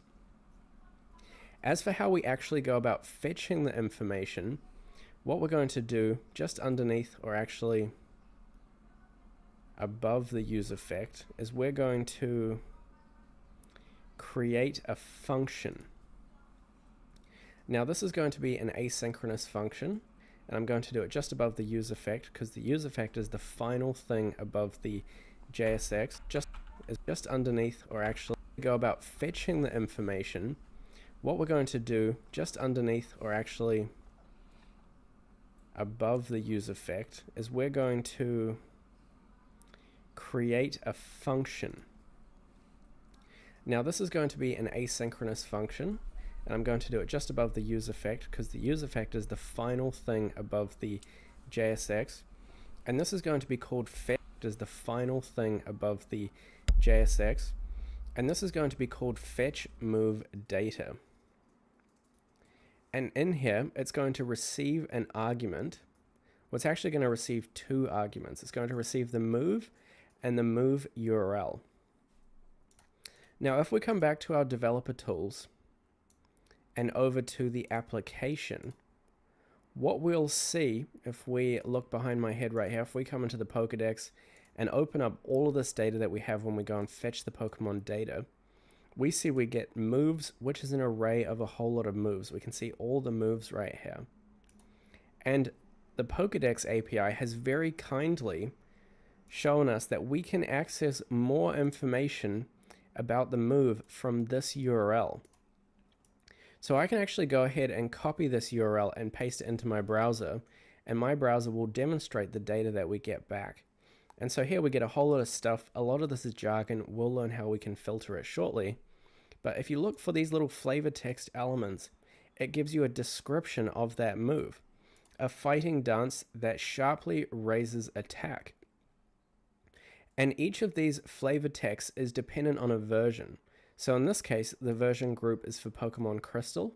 So all we have to do is filter for the flavor text relevant to Pokemon Leaf Green or Fire Red in this case.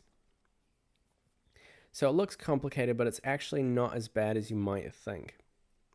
The point is that we get the URL that we can then go and fetch from to get the data, and that's an argument for this function. Now in here, once again, I'm going to have the states. I'm going to say, first actually, define a loading state for these skills. So we're going to define loading skill and set loading skill, and that's going to be equal to use state false. And that's a state we need so that when we're loading a skill, we can prevent a user from doubling up on the skills that they're loading. And so now what we can do is have that first clause that says if we're currently loading a skill, return out of here. The other thing I want to do is also say or not local storage, or we do not have a move URL. So these are all just defensive clauses or guard clauses to make sure that our fetching data doesn't break. We need the move URL to actually know where to fetch the data from. We need local storage because we're going to employ caching here as well.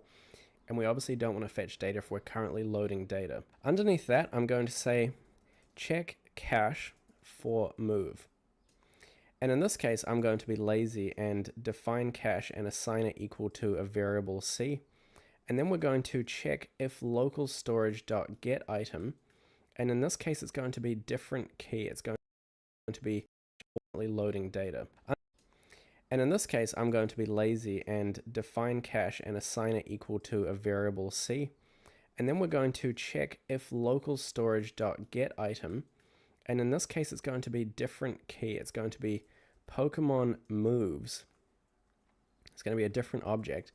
And then if that exists, we can say C is in fact not equal to an empty object, but it's equal to our cache. So we see if it exists in local storage.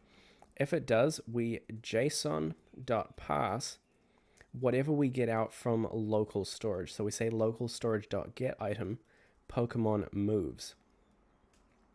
And now we can say if move is in the C or the cache, then we just say set skill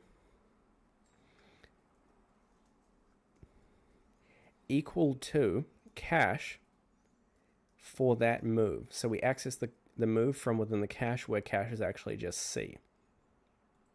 And if that's the case, I'm going to throw in a line that says found for that equal to cache for that move. So we access the move from within the cache where cache is actually just C.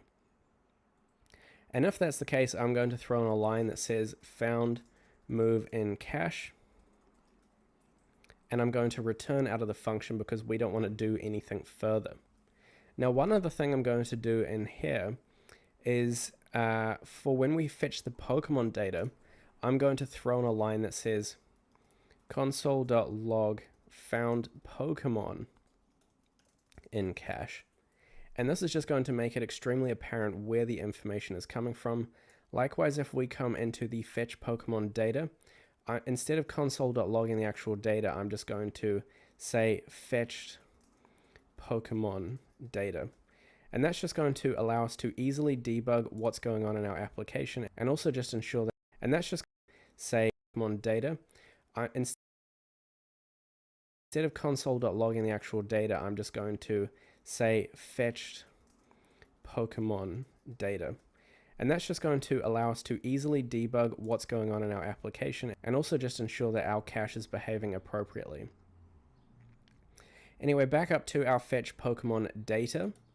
If we get past the cache, which means that we haven't found it in the cache, we now need to go out and fetch that information. And we're going to do that inside of a try catch the error console.log the error and a finally block. And this is how I always like to fetch data. And once again, if this is unfamiliar, I highly recommend checking out my JavaScript course because we cover all of this JavaScript syntax in there. Anyway, in here, the final thing we always do is set loading skill equal to false. And at the start, we set loading skill equal to true. And that just manages a loading state while we're fetching the data. After that, we say const response is equal to, and we fetch from the move URL, which was passed in as an argument. And after that, we can say move URL. And that the final thing we always do is set loading skill equal to false. And at the start, we set loading skill equal to true. And that just manages a loading state while we're fetching the data. After that, we say const response is equal to, and we fetch from the move URL, which was passed in as an argument. And after that, we can say move data,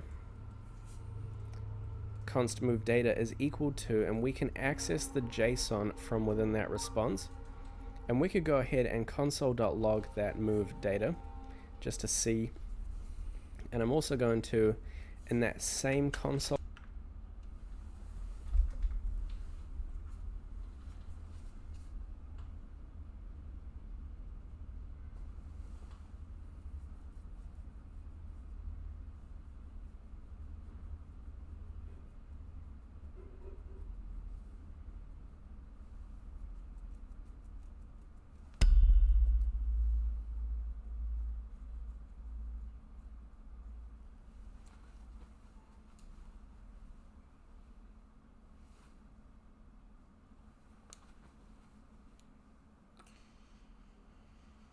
यार पागल पागल तो नहीं हो क्या है दे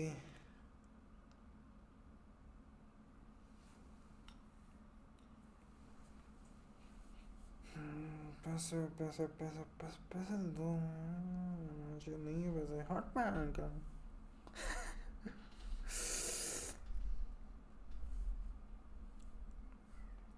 सबको पैसे सबको पैसे मिलते हैं सबको पैसा चाहिए सबको पैसे चाहिए हाथ तेरी हैन की तेरी हाथ तेरी हैन की तेरी वैसे तेरे बाप दिया याद है क्या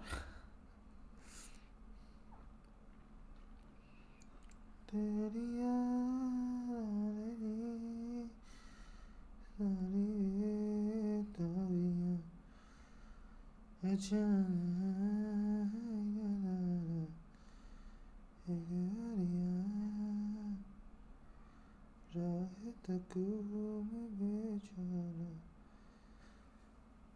छः सौ तिरासी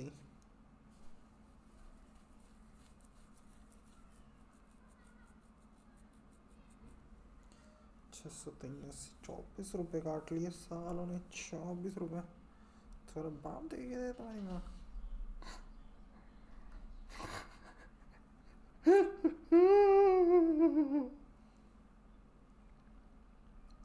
नानी नानी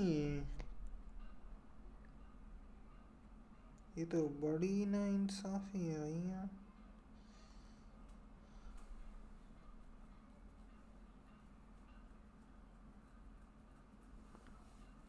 customer bill dated yeah what the heck bill dated 16 for GM connection is due for payment today please immediately तो पागल समझो क्या पागल समझो क्या पागल समझो क्या एक बारिया भी जाया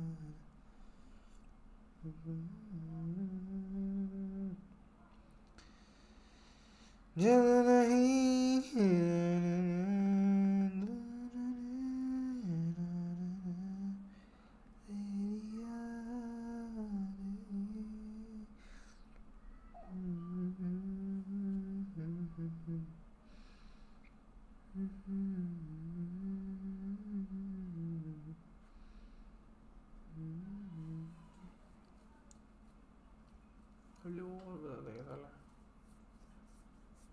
फिर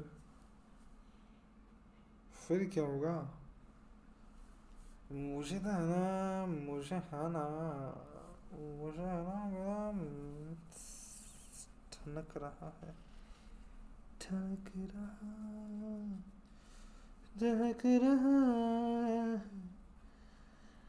अंकेशा, दना देना था, चिंगारियाँ, देखो मेरे,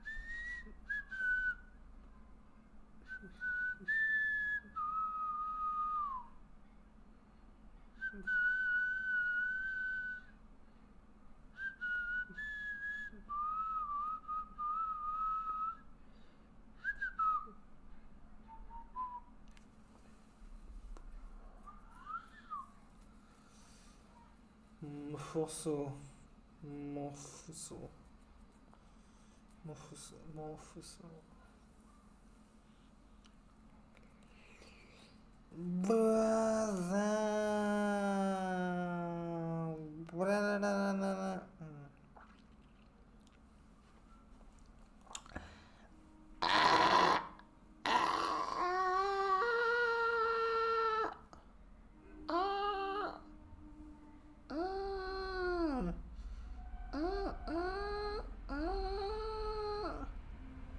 It's on Detour 2022.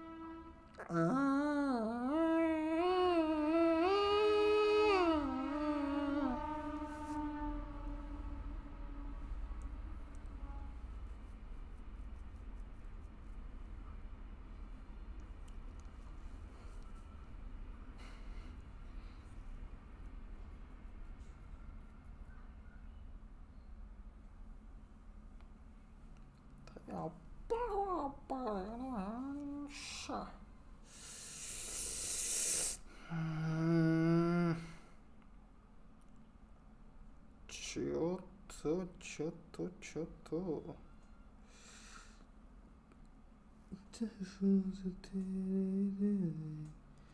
Thank you.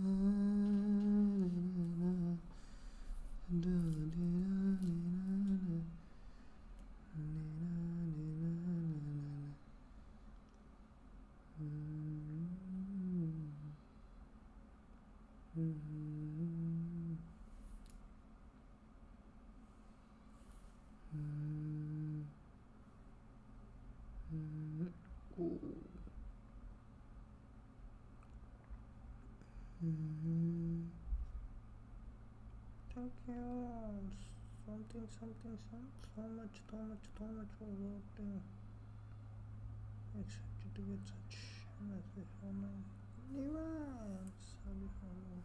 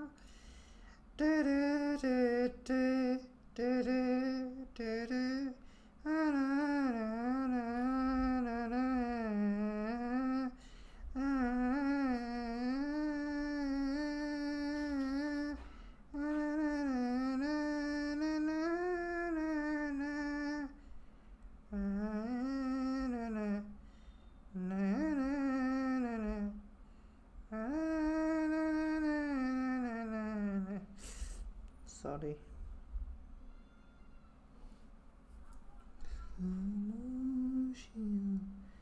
तेरी सुन और दूर कहीं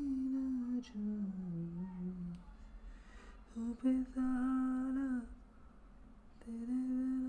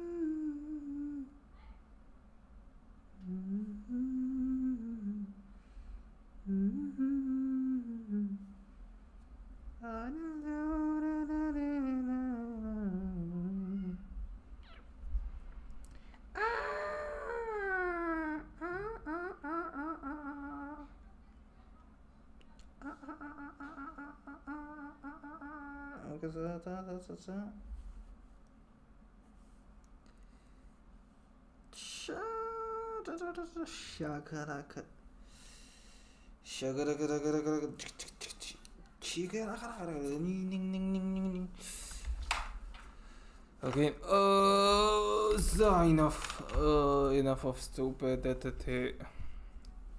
stupid dick titty. Stupid dick titty.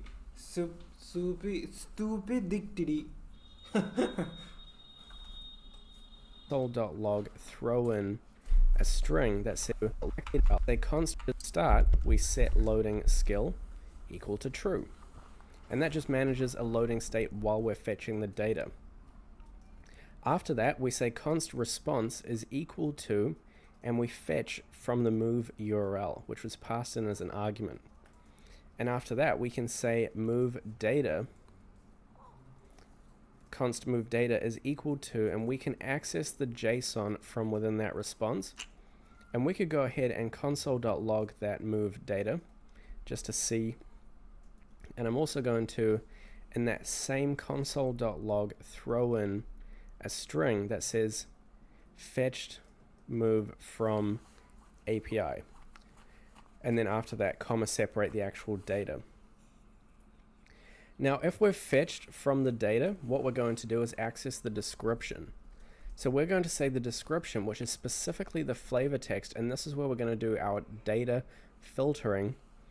And this is just going to be admin. You'll want to copy it. It might not make a whole lot of sense, but I'm basically filtering out all of those different texts specifically for when I'm description, which is specifically the flavor text. And this is where we're going to do our data filtering. And this is just going to be admin. You'll want to copy it. It might not make a whole lot of sense, but I'm basically filtering out all of those different texts specifically for when the version matches fire red and leaf green. So what we do is we access the move data, then we use the optional chaining, and we say flavor underscore text underscore entries dot filter, and we filter the vals, and we return specifically when the val.version underscore group dot name is equal to fire red dash leaf green. So that's going to filter out every flavor text entry. Val.version underscore group dot name is equal to fire red dash leaf green. So that's going to filter out every flavor text entry that does not have a name parameter equal to fire red leaf green. And then after that, we access the value of the 0th index because we should only have one value left. And from within there, we access fire red leaf green. And then after that, we access the value of the 0th index because we should only have one value left. And from within there, we access the flavor text. Just like that. And that's going to get the flavor text. Hi Akshat.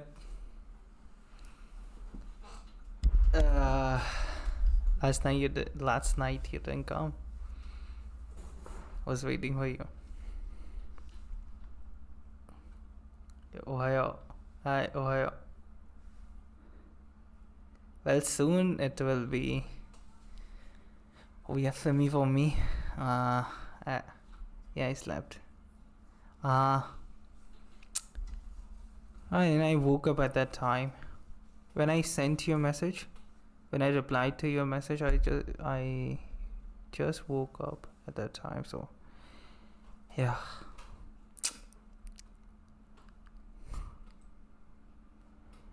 This is what I need.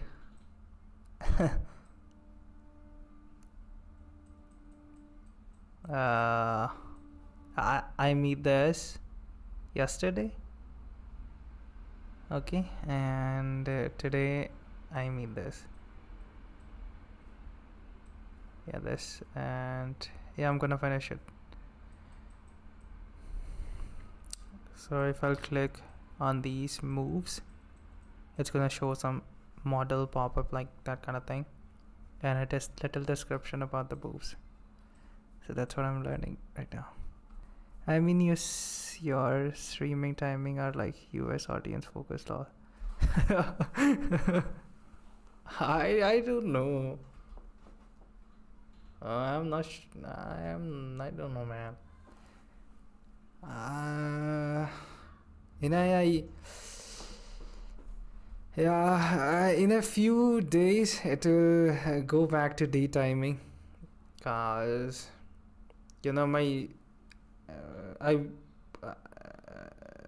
like जैसे जैसे मैं दिन के अंदर late पे late उठता जाता हूँ, जैसे कभी तो मैं उठ गया 4 बजे उठ गया, चल दोपहर के, फिर दिन होते जाते हैं, फिर 5 बजे उठ रहा हूँ, 6 बजे उठ रहा हूँ, 7 बजे, 8 बजे, और अभी 11 बजे उठता हूँ अभी रात को. तो ऐसे होता है. Damn Pokemon dex you made, हाँ? I also made fun when I started out. Yeah, I see your.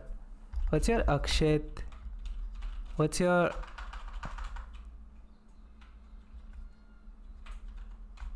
site title? My URL. Akshat dot.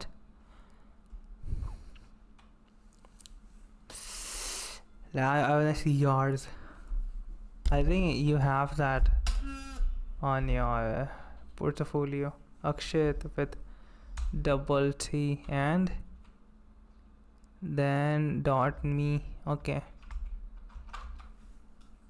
Akshat double T.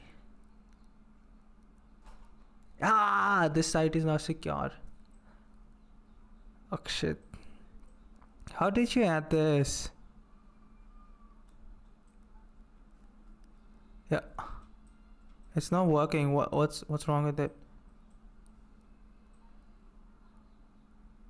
Yeah, this spinning circle, this spinning thing is not working properly. I cannot grab it. I know something's wrong with it. I also want to add this grid.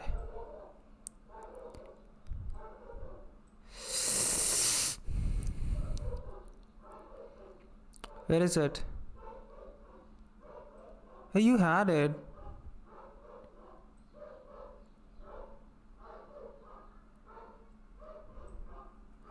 Hi, Hamid. No, I didn't add that Pokemon tag in my portfolio. It was not that great of a project. Can I see that? Yeah. Is it public on your GitHub?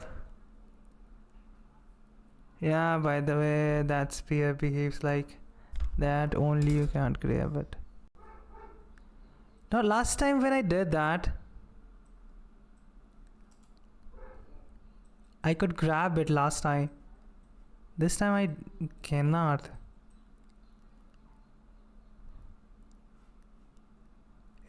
What's wrong with it? Last time I could grab it. This time it let me deploy it again on mobile. Can't do it. On mobile you can do it. I think so. It was on mobile. Bro, you didn't sleep. No, I didn't. Oh, when I started the stream, it was like I woke up at that time, so yeah, it's normal for me.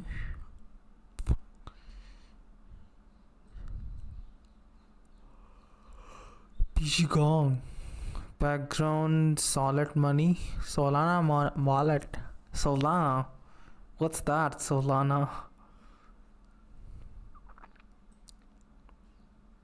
That looks ugly. And now it's a little better. Yeah, this is wow. Oh, effortless wallet integration for Solana users. You can see the code on GitHub, so you don't. So you wanna see the code, or should I redeploy and show you the deployed version? Now I'll see both. I wanna see both. Oh, how'd you add that? Star 77 commit, total PRs issue. Commits last year. 5 contributed.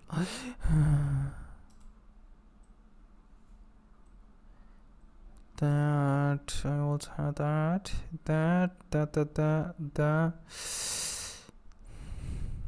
I'll also learn these. Yes. Didn't I follow you? No, I think I follow you. I followed you, and yeah, I do follow you. We'll tell you these extra stuff in VC or something, like how you can add these. Yeah, of course, man. Portfolio, that's the same thing. Kaizen.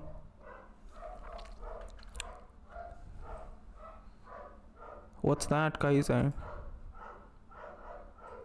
Kaizen, reclaim your time and rewards.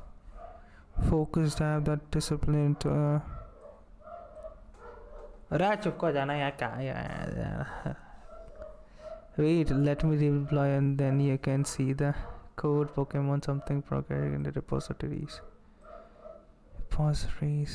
Connect wallet. Kaizen. Oh, Kaizen.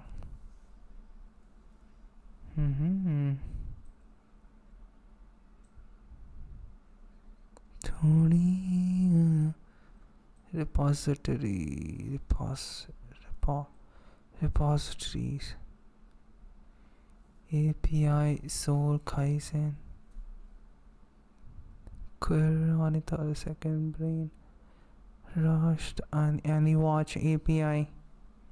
Fogged from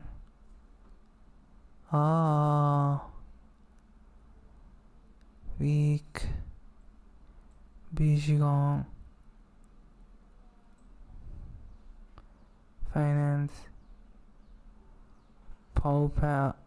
Did you remove this project from here? Portfolio Powpal. Yeah, he removed it.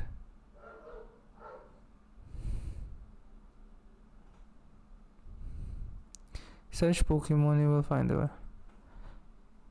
No. Yeah. Anidix. What's this? Like, yeah, I can search it, but I'm gonna.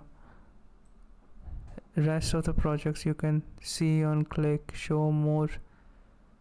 Rest of the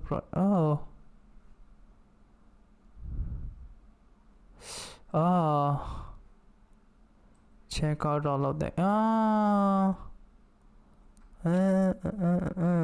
Chit chat, pop out.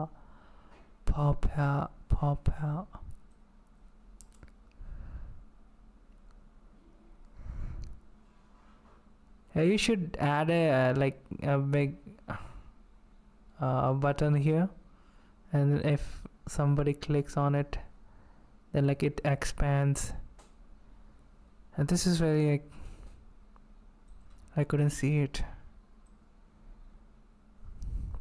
Anki, this is the prototype version of Anytalo. Let's see it. TypeScript. He used TypeScript.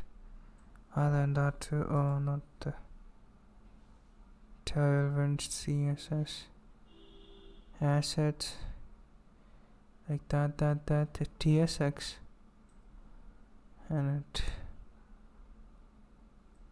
React I used. Oh, I see that.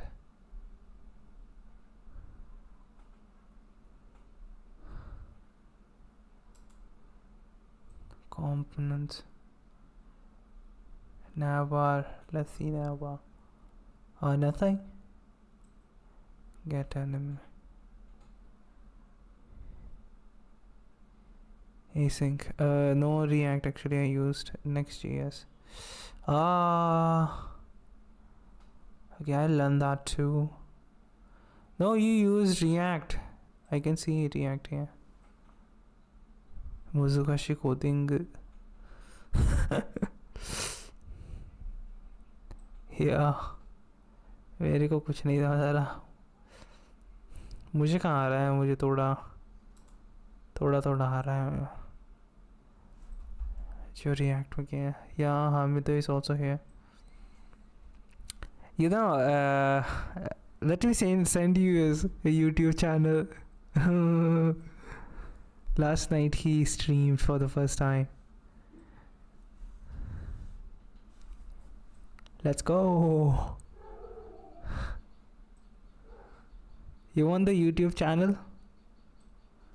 Let's go.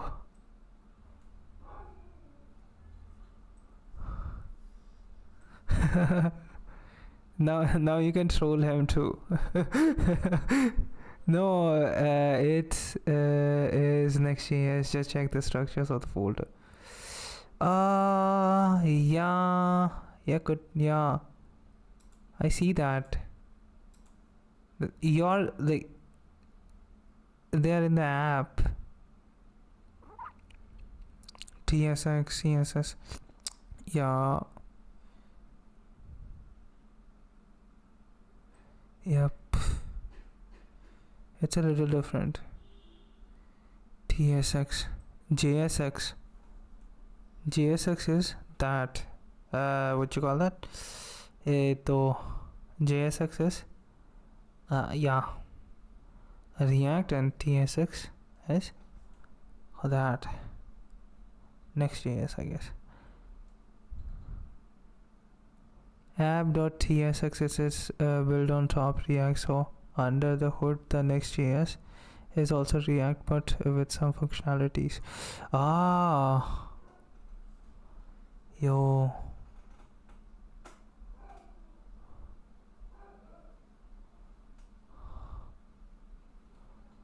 Well, this is alright. This is not that difficult. This one is no. Yeah. Actually, how many months it takes you to made all these websites? AstroQuest, Jarvis. You made Jarvis. Cha.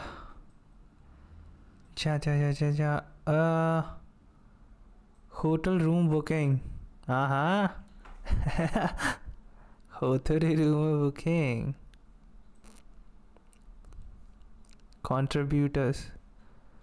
Who is this? STDS. STD. Database. Jarvis. I wanna see Jarvis. Python. I see Taskify, but I don't see your Pokemon. I'm just gonna.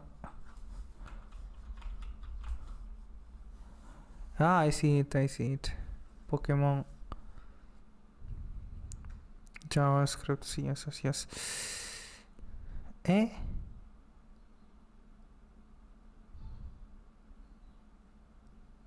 You didn't use React? It took 1 year or so, but not very consistent. Made one project and then took break and all. Bro, Pokemon was really Taskify repo. No, I found one. Found it. Taskify.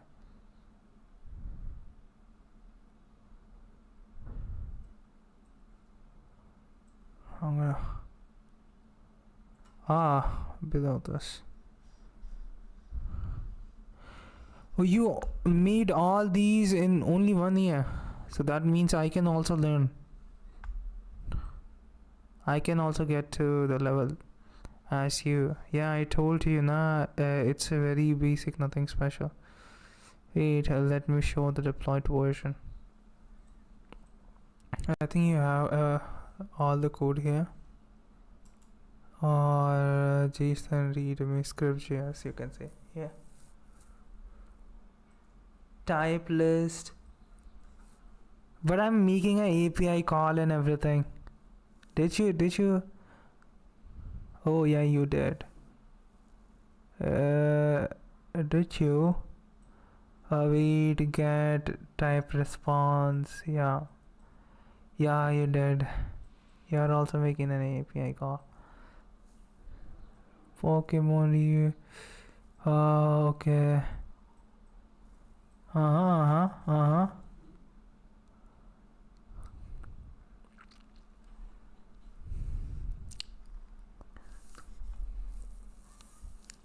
Error console error.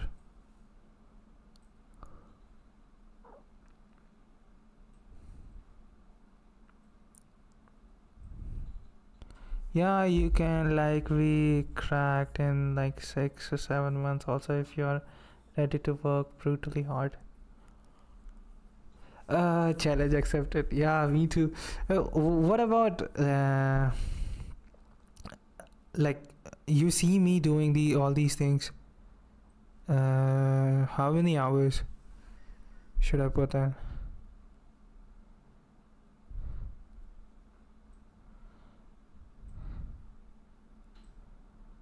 How many hours a day?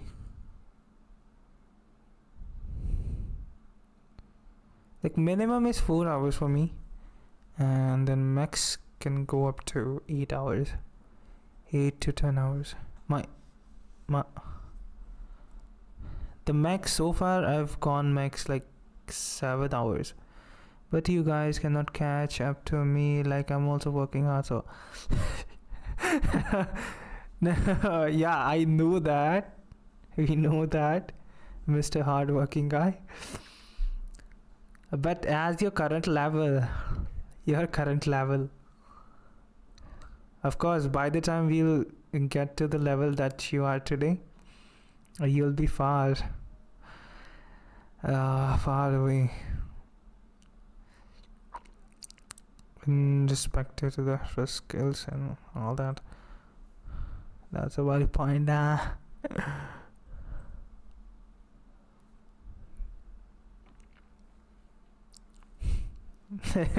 Like the Sleeping Beauty.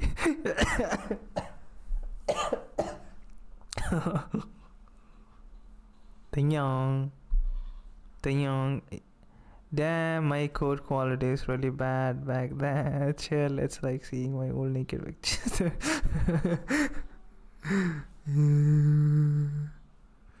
Set input to click suggestions. Append. I ain't sleeping till I get a job with fan though.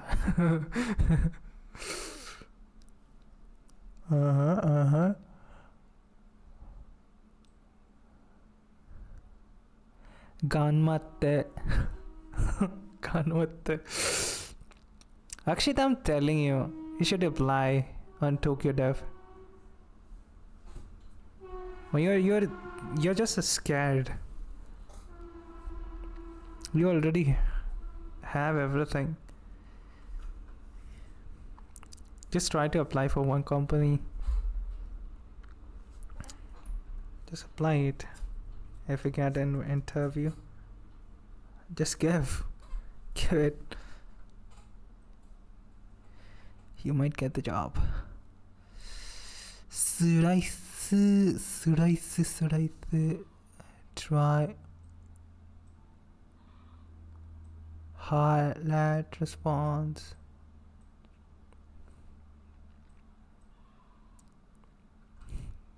Mm.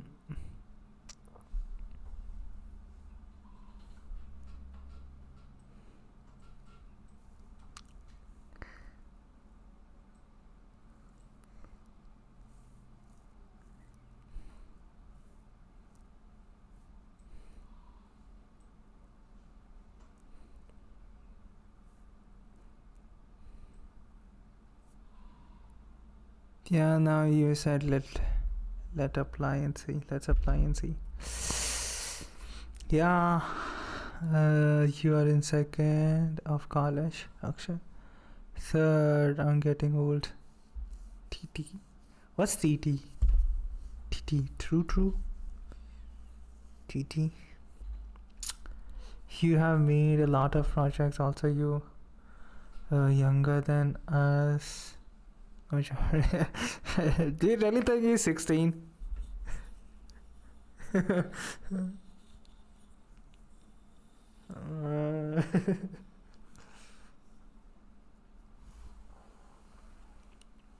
ain't 16, man. I'm the same as you guys.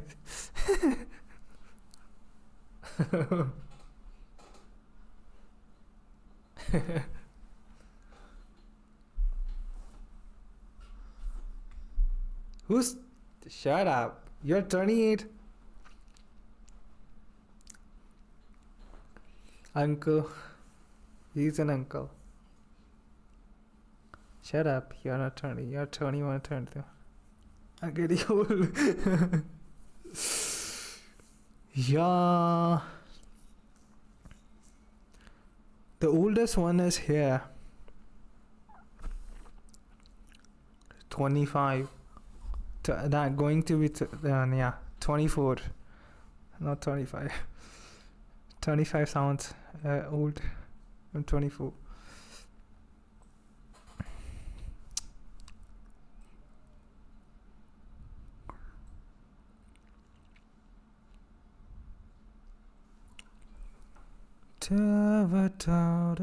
Did you deploy? Did you deploy it? Or React, JavaScript, MongoDB? 25 में शादी कर लो भाई. हट, मैं बोलना मत अगले बार. Hamid.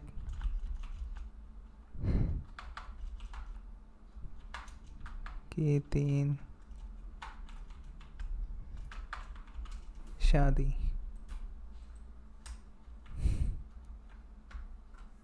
At the rate.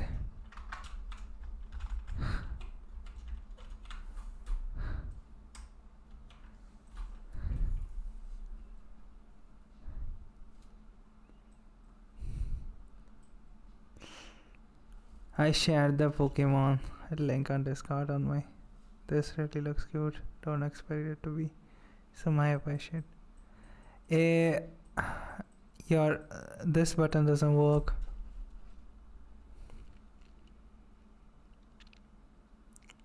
What the app are you doing? 3 messages.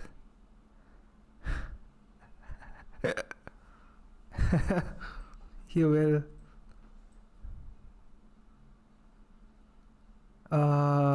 Where's Discord?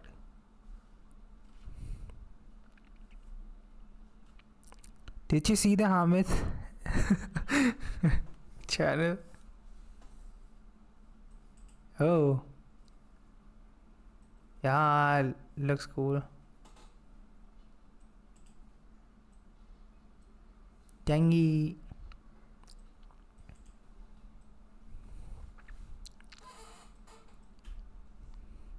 Looks cute.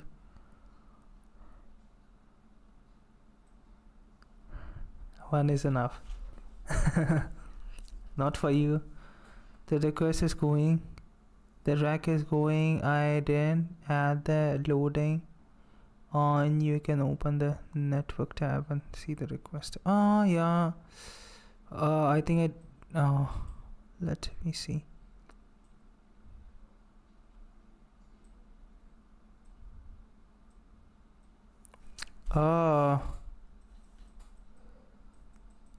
Yeah, it's going.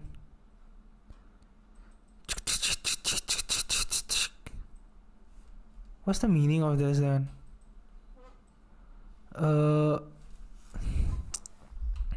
Kalu Pokemon. You have to add the number. Who remembers the number now like that?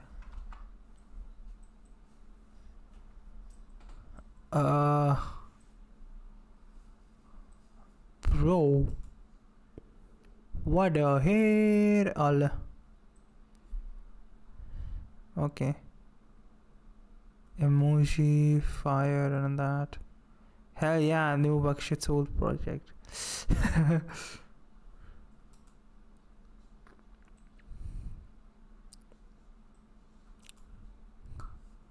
How would I remember which Pokemon is? Which number? Sor kana?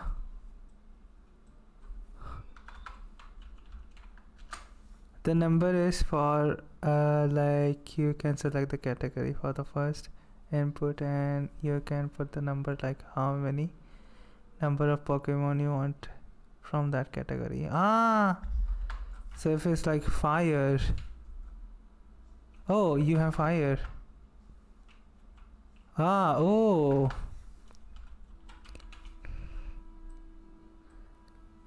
And like I want 5. Oh. Sheesh. Tick tick tick tick.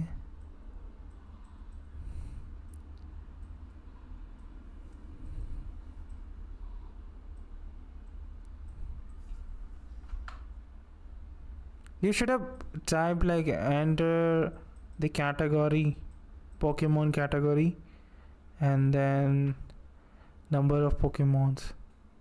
Like what if I wanna see 10 water? Yeah, if I wanna see 10 waters. Oh, there are 10. Stats, water, Polivac, all that. I also have, but I can only show only one at the moment. But when it'll be it'll be over, I'll have these many 151 Pokemons. And if I click by clicking on all these buttons, on each button I can like all the Pokemon description will be displayed over here. Damn, this shit still works. Yeah, of course it's gonna work.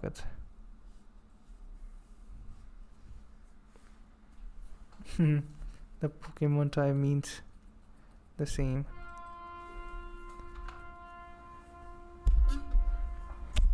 Sounds like enter Pokemon type.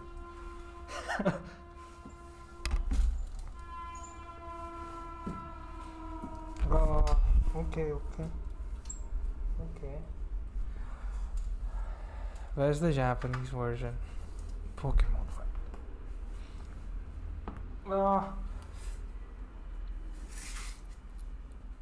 Pokemon in English.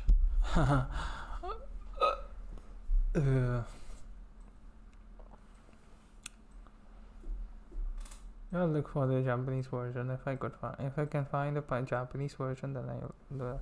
Okay, so you are like have some 100 Pokemons or so pre-fetched, and you can like select any of them and see the details your version.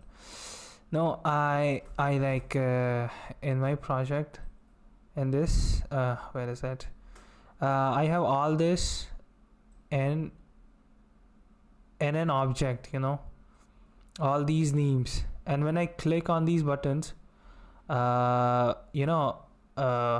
thing is listening to when I click on these buttons, these categories changes, it makes an API call and then fetches the data for that particular Pokemon. Like for example, if I click on this 18th number of Pokemon, it's gonna make an API call and it's gonna fetch the data for that. And these all of these buttons also makes an API call. like if I'm gonna click on this, it's gonna make an API call and then gonna display the details like that. Okay, yeah, technical like object and API calls. Damn chemo.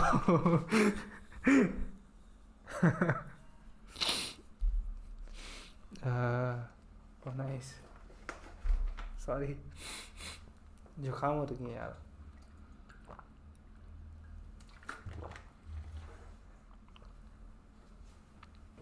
Still, I don't know a lot of terms.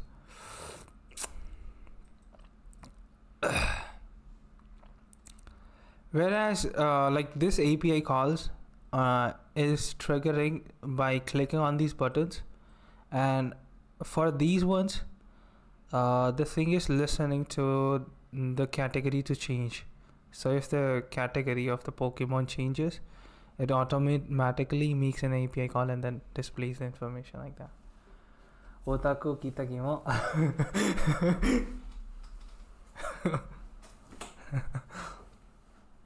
I'm not an otaku. Maybe I am.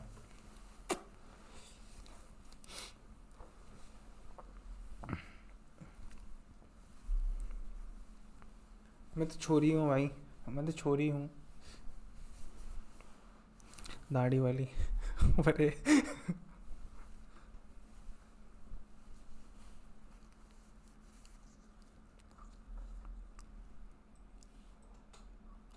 Yeah, man, we are all otakus in some way. We are obsessed with something. Yeah. Without beard.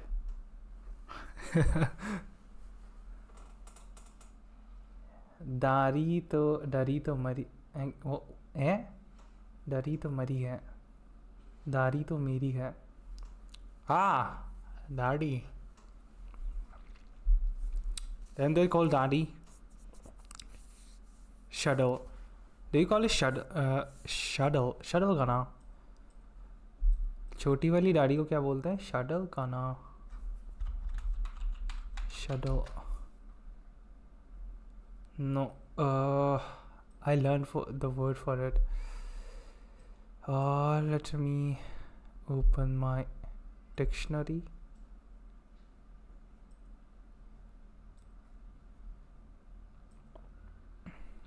My word list I have. Oh, yo, 400.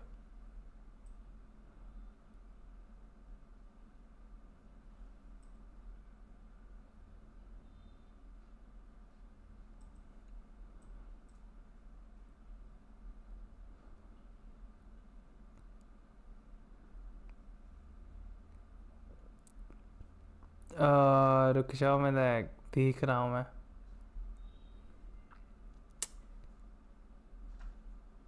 Stubble बोलते हैं इसको. Stubble. I have stubble. Yo, how to improve my English? Just do Anki. I just do Anki. Good. Watch stuff, man. Damn, Hamid channel is looking like good. The channel is looking good. I'm gonna watch this 1 hour tutorial on reading Japanese while shaving my balls for just time.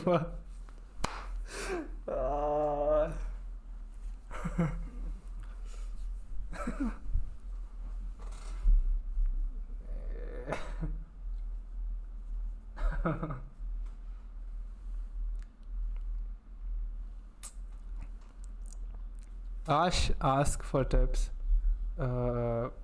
to Akshat.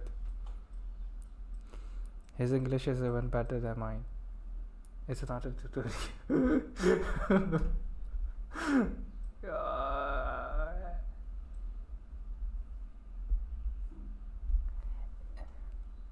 Gambatte Hamido, YouTube ani naritai desu ka? I just study for 1 hour, that's it. Nah, man, my English is actually bad than yours. Bad than who? Hamid?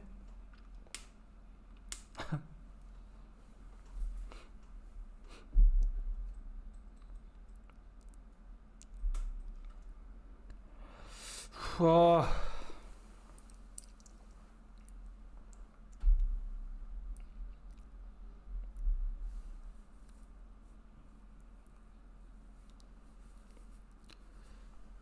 Today it was all foggy.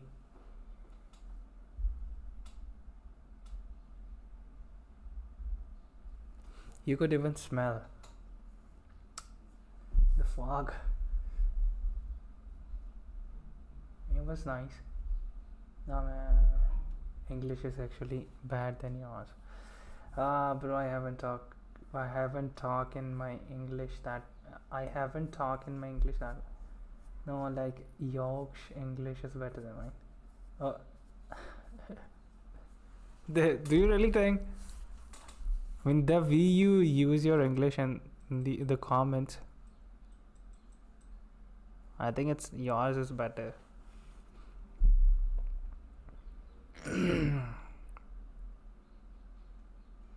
It's like I never talked with anyone in English. Then talk, then try.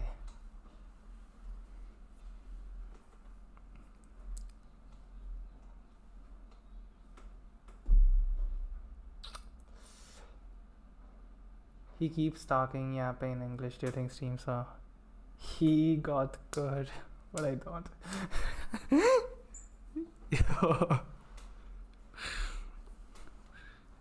Yeah, I do that. But that doesn't make me a good English speaker.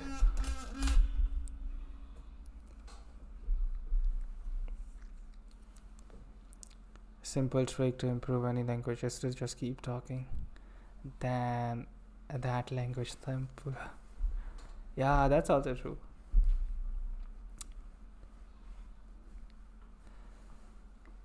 And also you can read stuff. Reading also helps.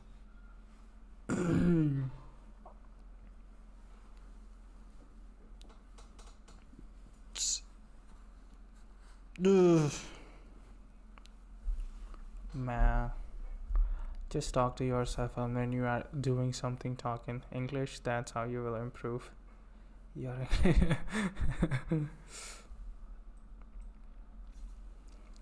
That's why I am trying to speak in English in my so-called little streams. Don't worry, you just started, so don't expect anyone to come to your streams for like 2 months at least.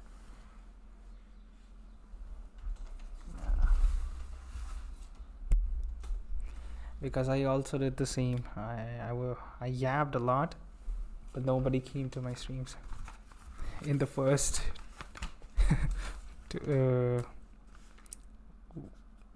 I think 4 something weeks.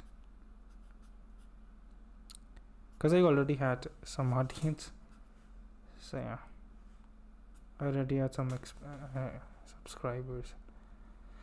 Well, like when I'm coding nowadays, I just say each and every step in English, like I'm giving some kind of explanation. It helps.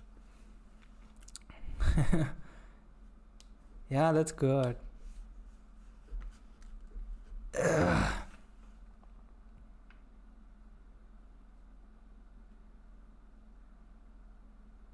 Actually, I'll also do the same thing.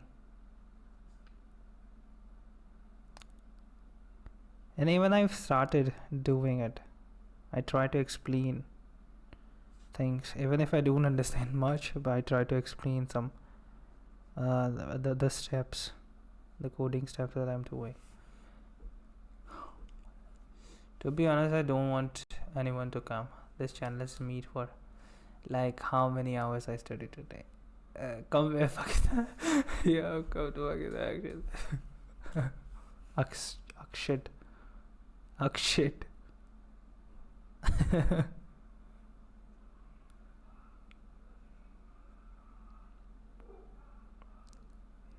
Akshit goes to Pakistan and never coming back.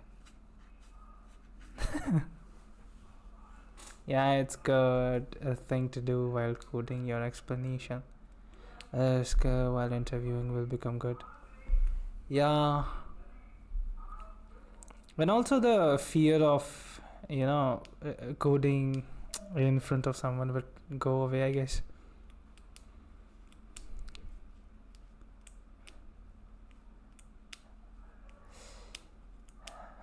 Cause while streaming, when I make mistakes, I'm always aware that somebody's watching me, and it's sometimes I get so nervous that I start to itch. Yeah, but yeah, like it takes a little while. After a few minutes, when I resolve the error, it's like I feel the sense of relief is damn good.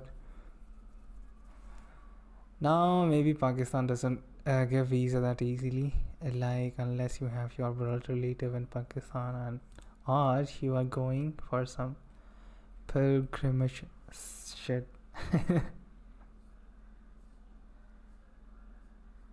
Well, who knows? Have you tried?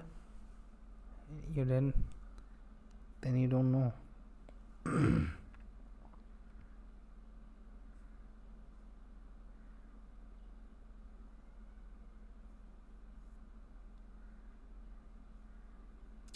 In the past we had trains running from Karachi to India. But now we don't. I'm not sure. Like I've heard in some vlogs, the Pakistani guy just saying so lot. You should, like you don't know what was his case. Like for what purpose he was going there or whatnot.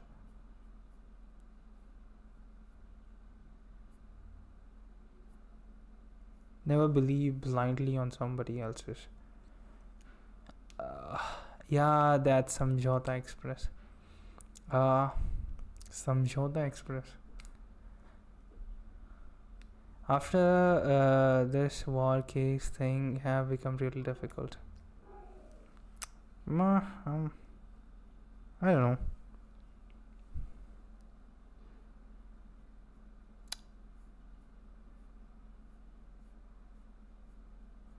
I think getting a visa to any country is difficult. It's not an easy process.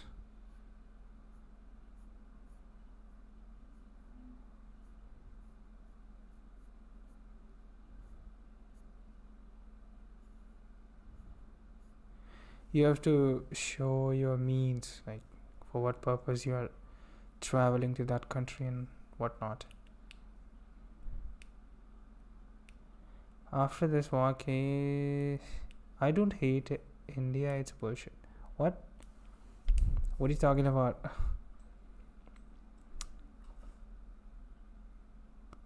The heat was created cause of politics. What are you talking about? Yeah, that's true actually. Like if they allow visa that easily, then the actors could have gone to Pakistan to shoot the render instead of making fake Pakistani in India.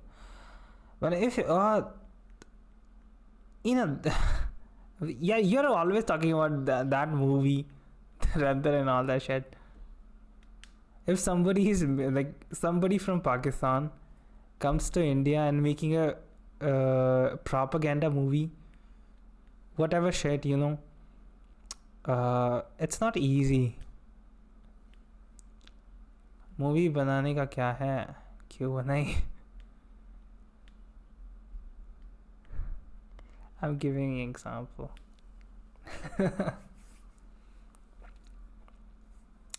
Filming a movie is a whole different thing.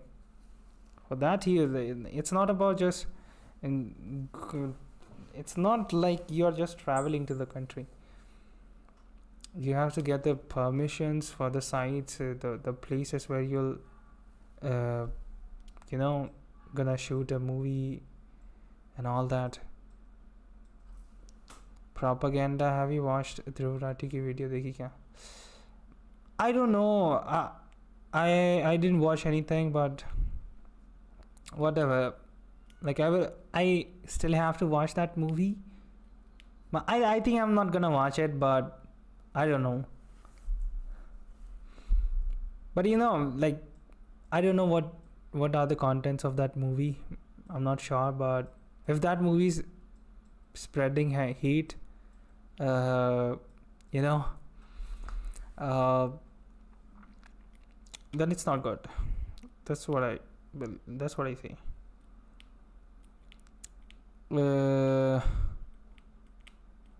And I already told you I don't really care about all these you know, extra stuff, what happened in the past and what it was like. Shooting permission easily cause it will benefit the country itself. The places are getting free promotions, they will get tourists, but it's also the kind of movies that you're making. If somebody from Pakistan is coming to India and then they are making a movie that in a way is trying to defame India, would the government will allow the film producers to shoot that movie in India? No. Now people are watching in Pakistan, like maybe they are pirating. The piracy is everywhere, so yeah, of course people are watching. I think it says ban in Pakistan. Me too, I don't care. Who cares about past, just live in present. Yeah, that's true.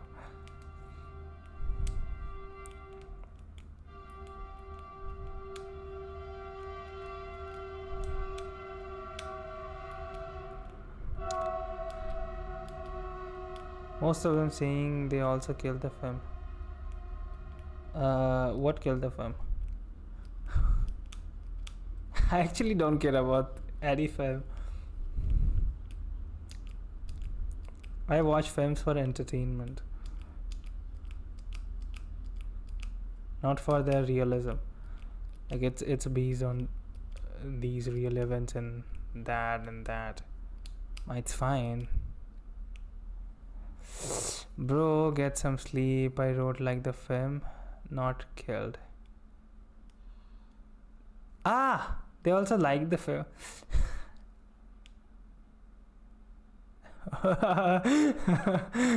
Yo, I'm not sleepy though. Also like the film. Okay. He's not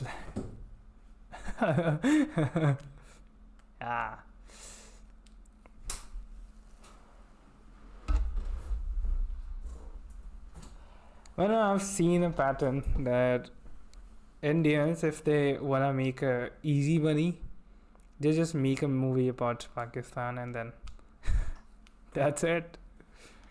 That's a hit.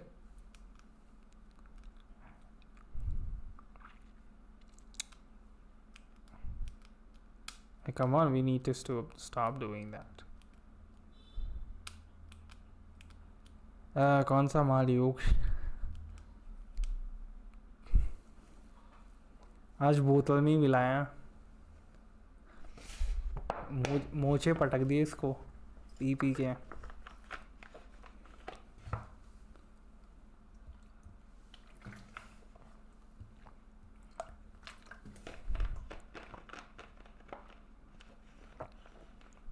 Money equals Pakistan. Wow. मैंने दिया माल वही वाला. I think Yoksha is secretly Pakistani Asian living in India. And you can see it. This is a gift from my Pakistani friend. This shawl. Muhammad Iqbal. Al-Qaeda Hind group का member हूँ भाई मैं.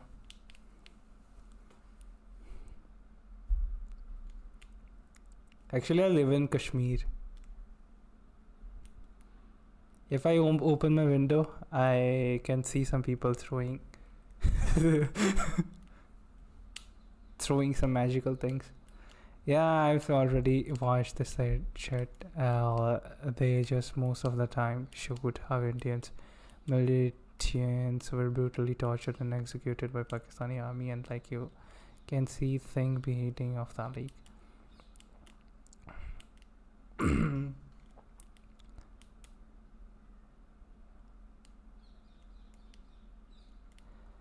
Yeah, I'm from Jammu Kashmir, damn.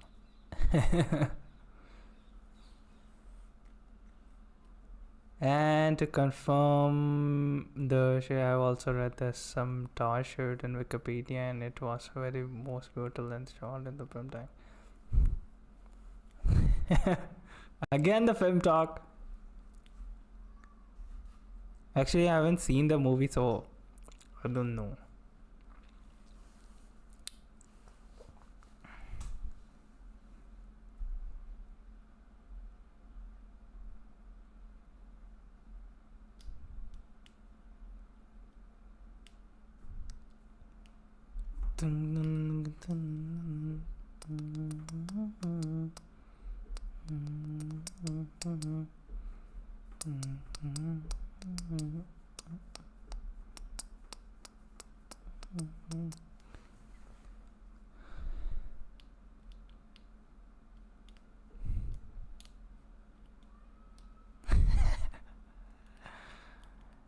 Because Pakistan made our ancestors migrated, we all were Hindus. Who cares? Who cares?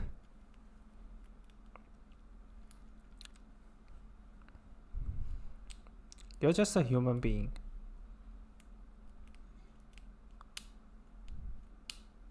That's all I know.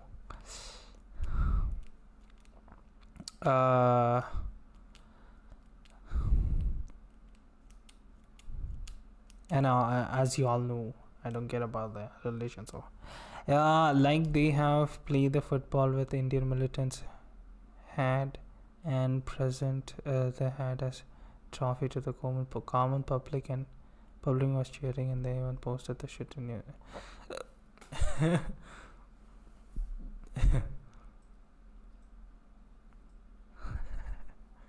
Do you have to share this information to me?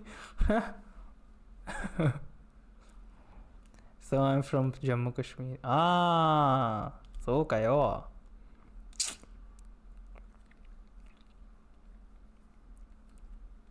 Our land is in Jammu Kashmir.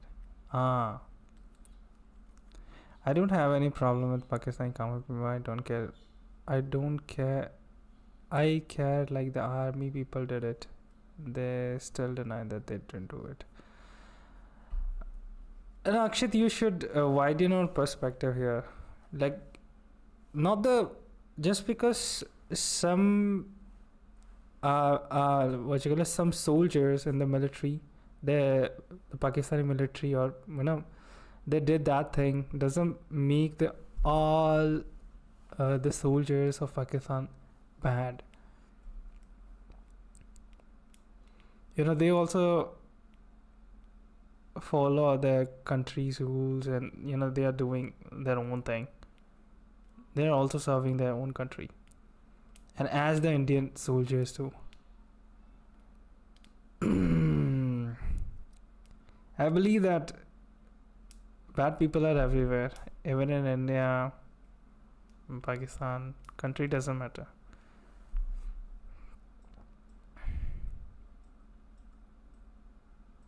That man. But who even cares? Like, does it even make any difference if somebody acknowledges of their past wrongdoings and whatnot? I mean, it's the talk of the past now. Not now,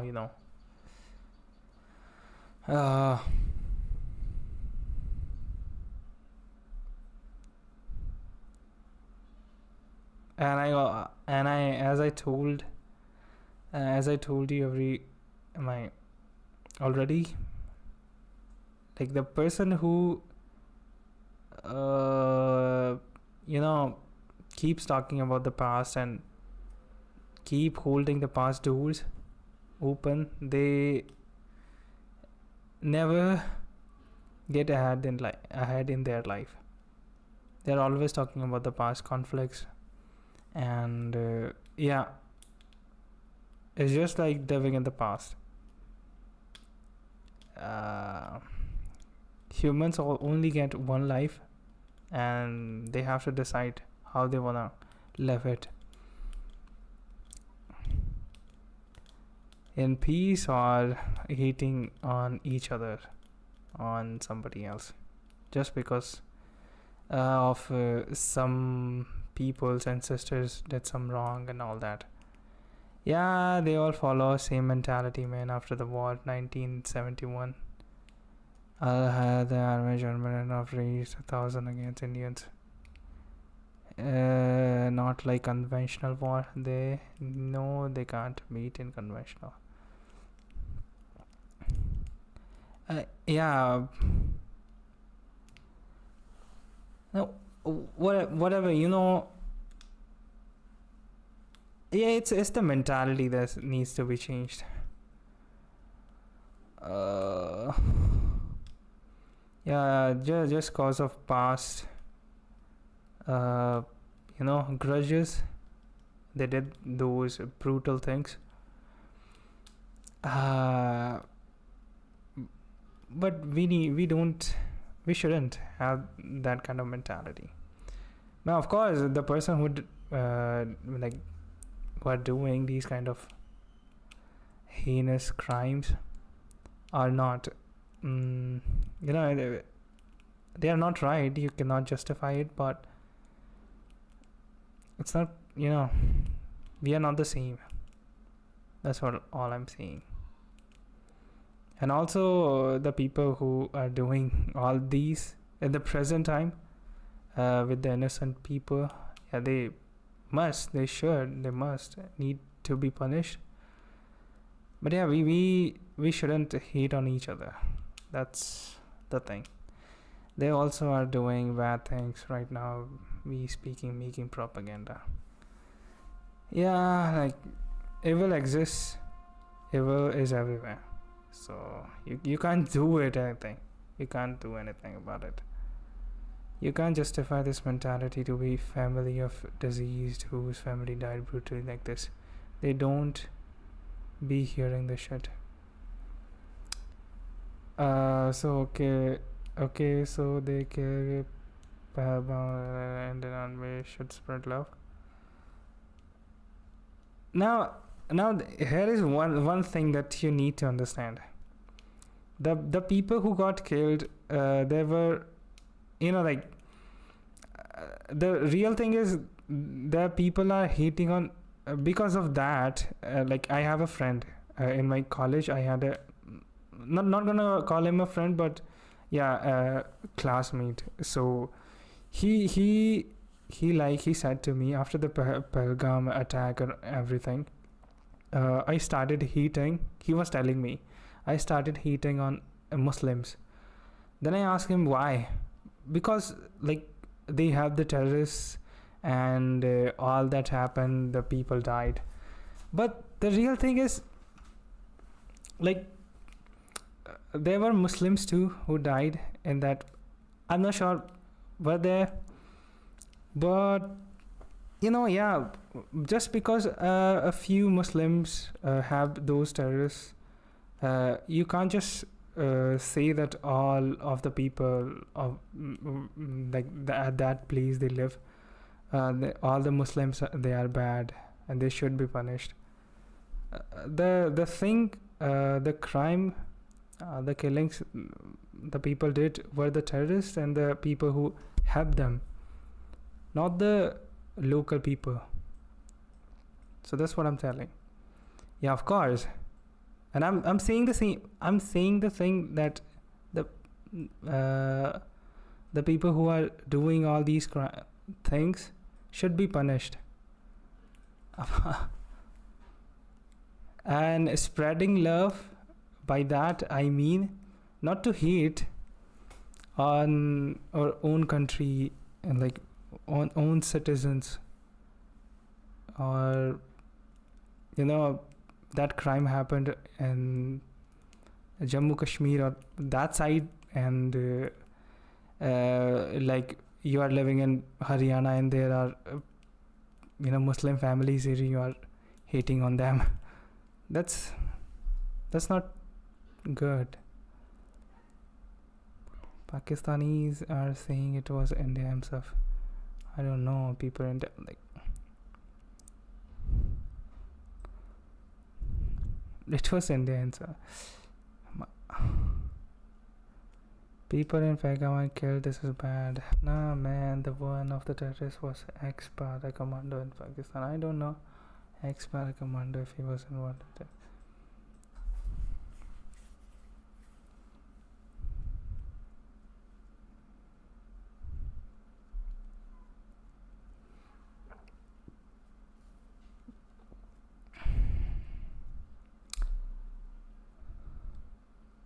सौ बात की एक बात यही है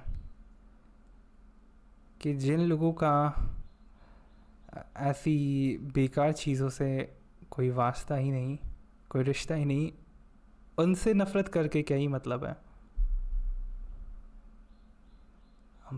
भले ये कल को अक्षित के पड़ोस वाला कुछ कर दे तो भाई दूसरे गांव वाले ये थोड़ी ना बोलेंगे कि अक्षित के पड़ोस वाले ने किया है तो अक्षित को भी वही सज़ा मिलनी चाहिए, उसके साथ भी बुरा बर्ताव करो.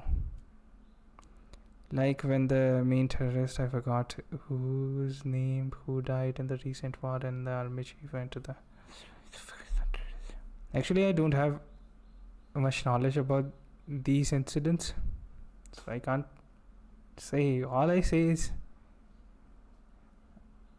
not hating on innocent people. I don't even hate non-Pakistani people. I hate the people who is in power, who is planning and killing the innocent people. Yeah. That's all I'm saying. Just because we are from different countries. Hi.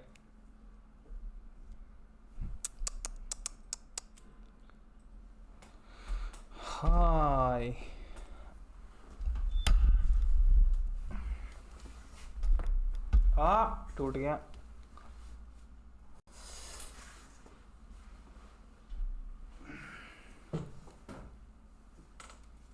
Forever.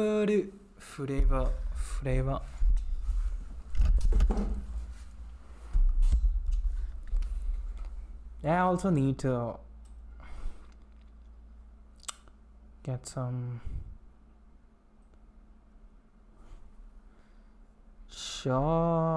JavaScript guide, beginners tutorial JavaScript guide, advanced JavaScript client API, closures, the beginners tutorial reference type array, get to know standard built-in objects.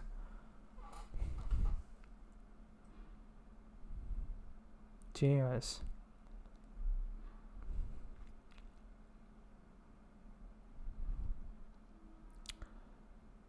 Mutating methods, arrays.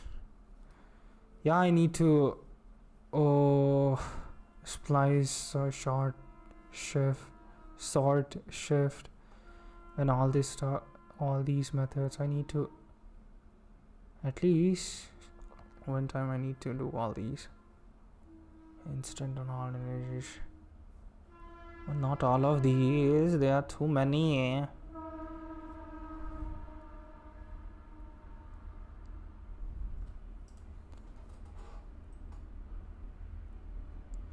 Your first website, adding an interactivity. Prerequisites. I think I'll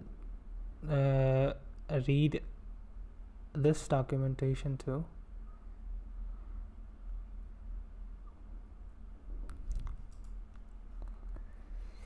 Yeah, yeah, it looks old. This MDN one is very old, very boring. The other, this one is, I can, yeah, it's alright. This one is very old. Don't really like it.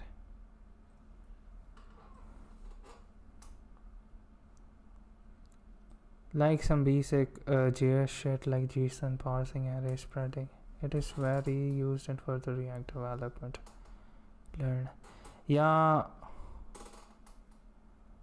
So I think I'll yeah, cause he's using a lot of methods.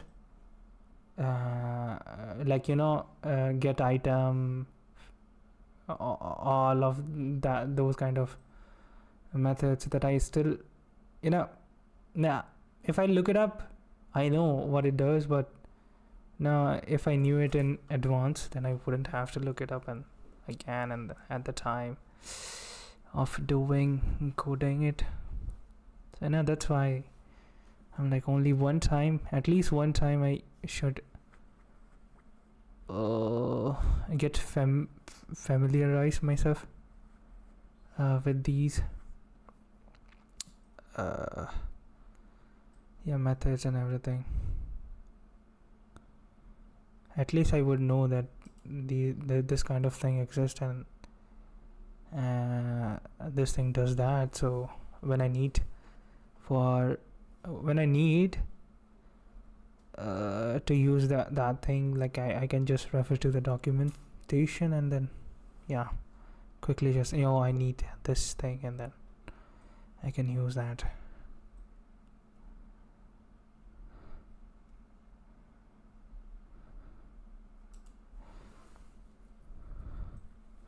The main thing which is most used in get response from API and call is promised and shit. This thing will fuck you up in more than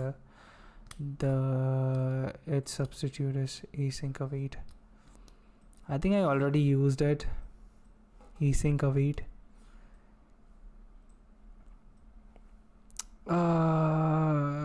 Where is it? I used it.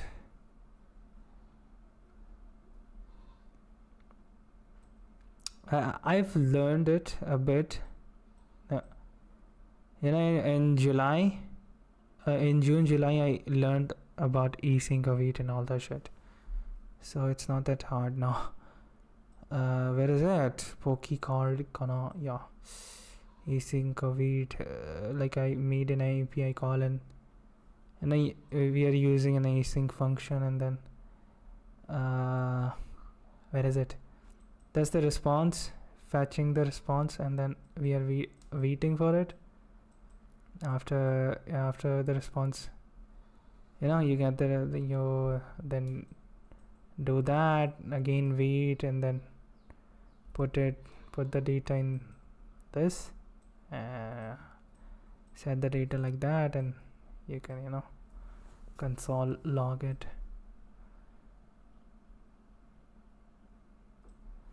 I know what promises too.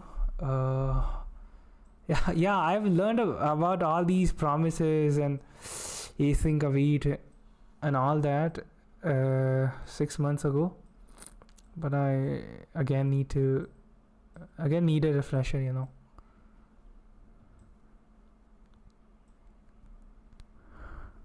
So for that, I'll read the documentation. Documentation for web developers. Yeah, of course.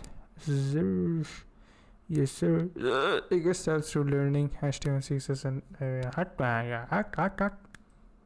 the developer guides, documentation, web devs. Piracy. JavaScript programming APIs you can use to build apps on web. Is the native programming language HTTP and all that.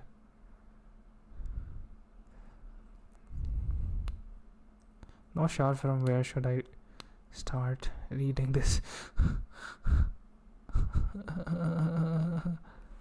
Yeah, I'll do that too.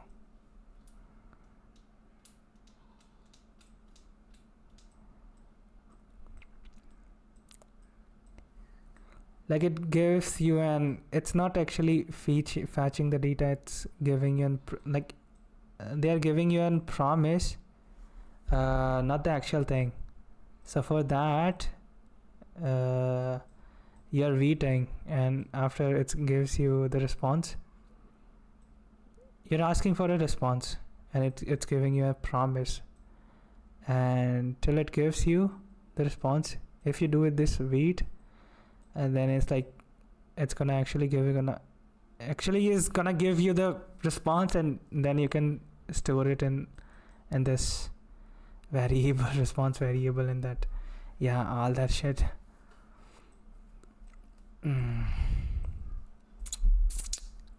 I know a bit.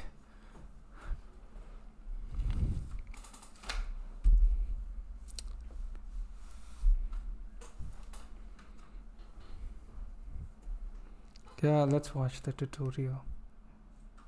Specifically for the move, which Damn.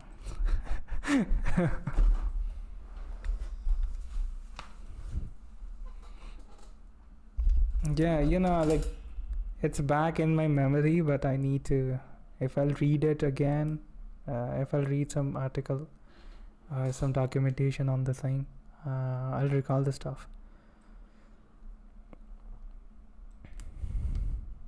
My terminologies are not right yet. But yeah, the concepts are not that difficult, so it's okay. Right. Stato. which is the description of green.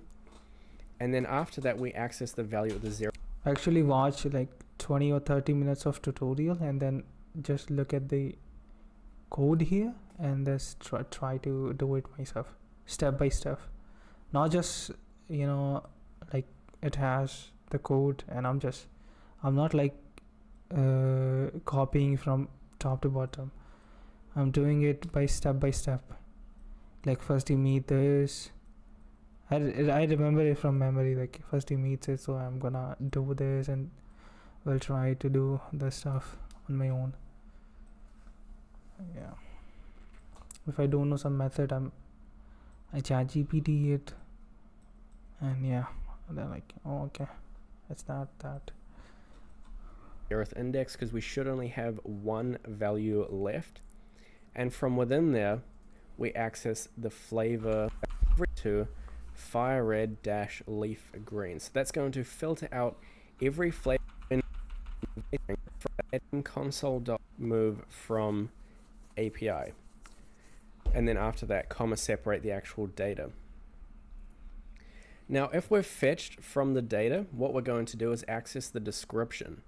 So we're going to say the description, which is specifically the flavor text, and this is where we're going to do our data filtering. And this is just going to be admin. You'll want to copy it. It might not make a whole lot of sense, but I'm basically filtering out all of those different texts specifically for when the version matches fire red and leaf green. So what we do is we access the move data, then we use the optional chaining, and we say what specific sense, but I'm basically filtering out all of those different texts specifically for when the version matches fire red and leaf green. So what we do is we access the move data, then we use the optional chaining, and we say really? Well, I know Big James. Big James?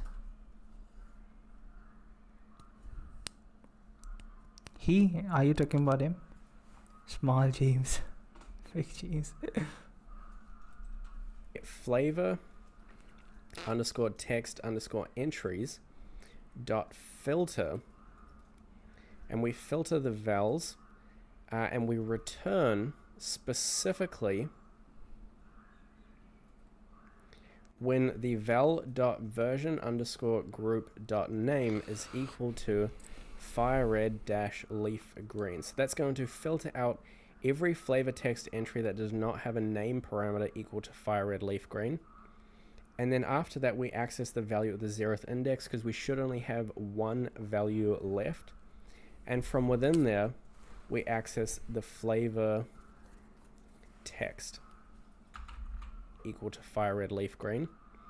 And then after that, we access the value of the 0th index because we should only have one value left.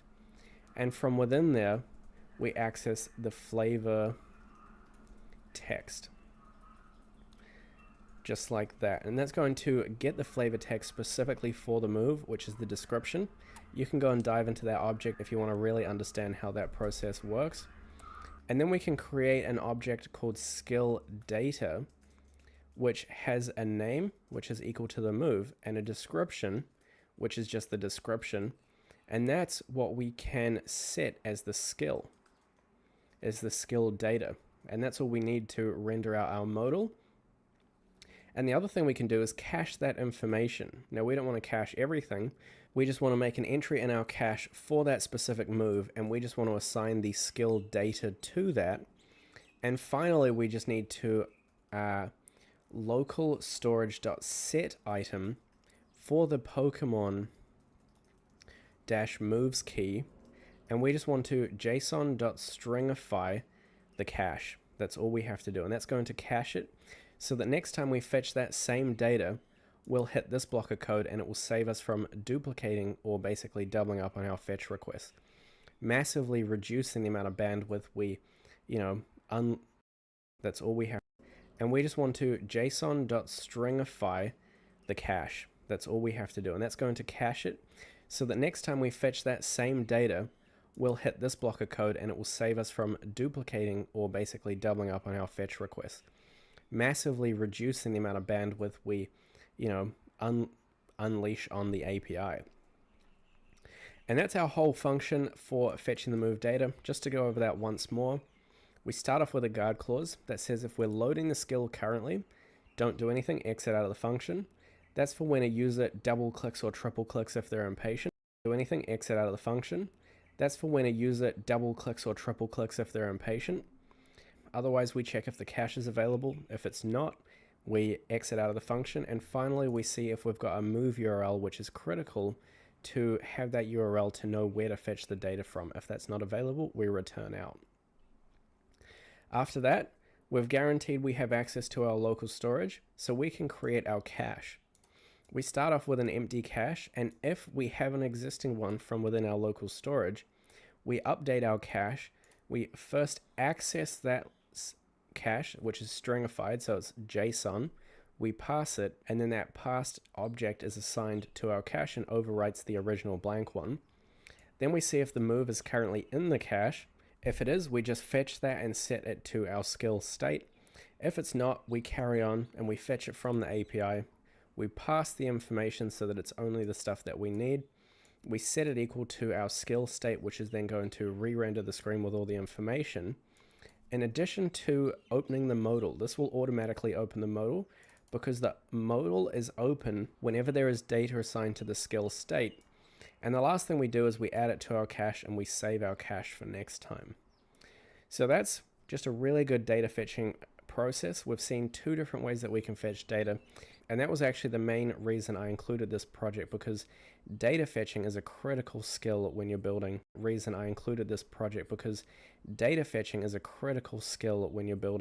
Front-end, full-stack, back-end applications. And this is how you do it in React. So now that we have this fetch move data, all we have to do is come down to all of our moves where we've rendered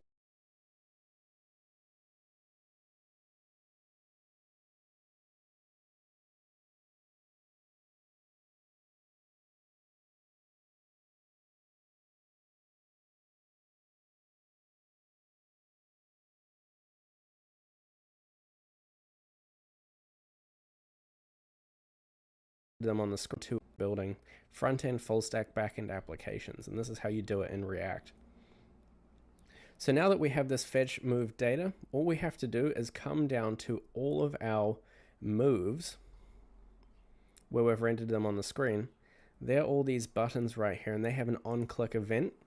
And in here, all we have to do is call the fetch move data, and we have to access those two values. So we go within the move object, and then we access the move key and subsequently the name, and that's going to be the name of the move.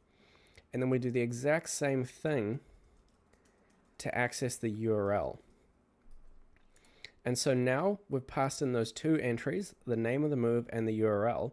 And with that done, I should be able to come back to my application, close all this stuff, scroll down, and actually I'm going to keep it open because we should be able to look at the console.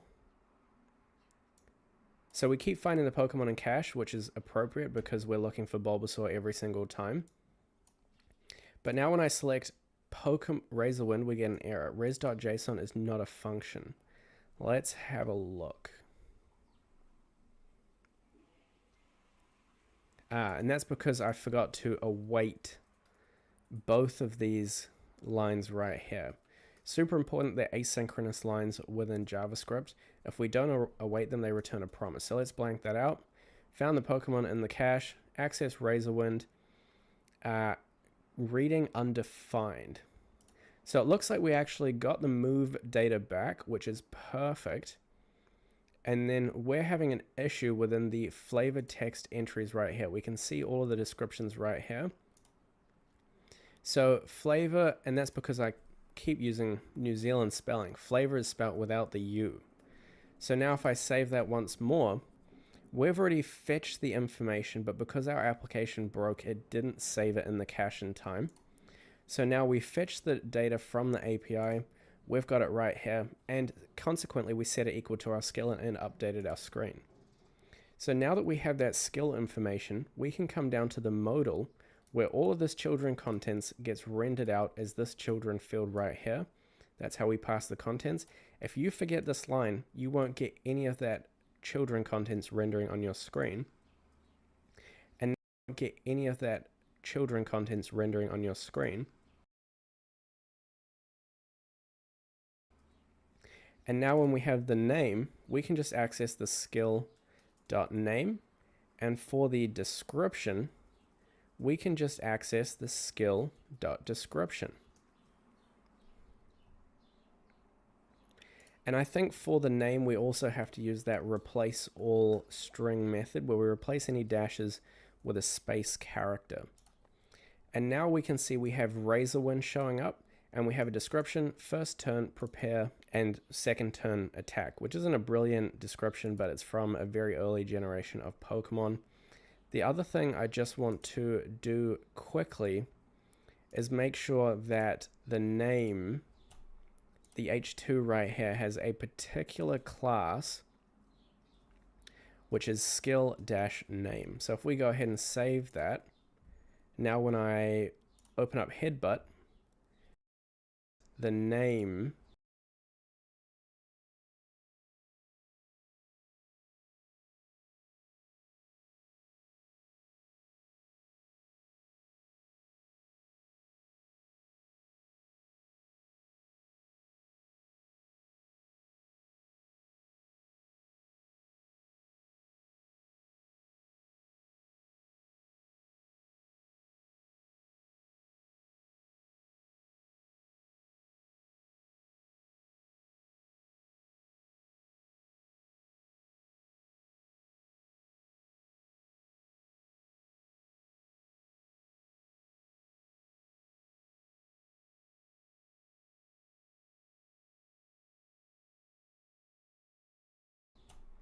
the H2 right here has a particular class, which is skill-name. So if we go ahead and save that, do a very early generation of Pokemon.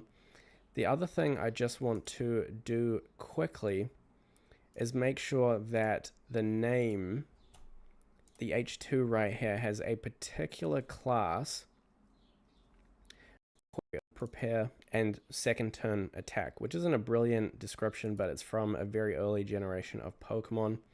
The other thing I just want to do quickly is make sure that the name, the H2 right here, has a particular class, which is skill-name. So if we go ahead and save that, now when I 2 right here has a particular class which is skill-name. So if we go ahead and save, which is skill-name. So if we go ahead and save that, now when I open up headbutt, an attack that may make a foe flinch. So that's super cool. And now for both of these, we can see we fetch the move from the API. But if I open up Razorwind, we can see second time round it's found from the cache. And that is our caching done. It's super effective. And you can come over to the application tab in your developer console. And inside of local storage, you'll see that we have a second key now, Pokemon moves, that just here has our 2 moves, Headbutt and Razorwind. And you can do this with as many as you want. Mega Drain steals half of the damage inflicted. Growth raises the special attack rating. Poison Powder, a move that may poison the foe.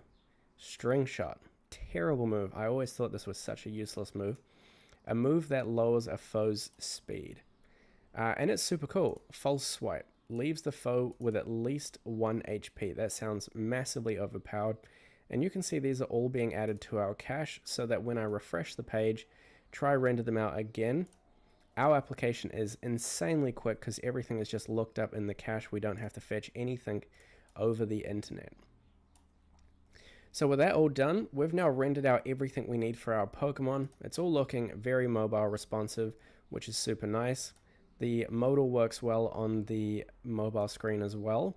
And the last thing we need to do is obviously figure out how we can have the side nav for the mobile device and also get these click functionalities work so that we can look up information on different Pokemon. So of those two, let's first start off up information and also get these click functionalities work so that we can.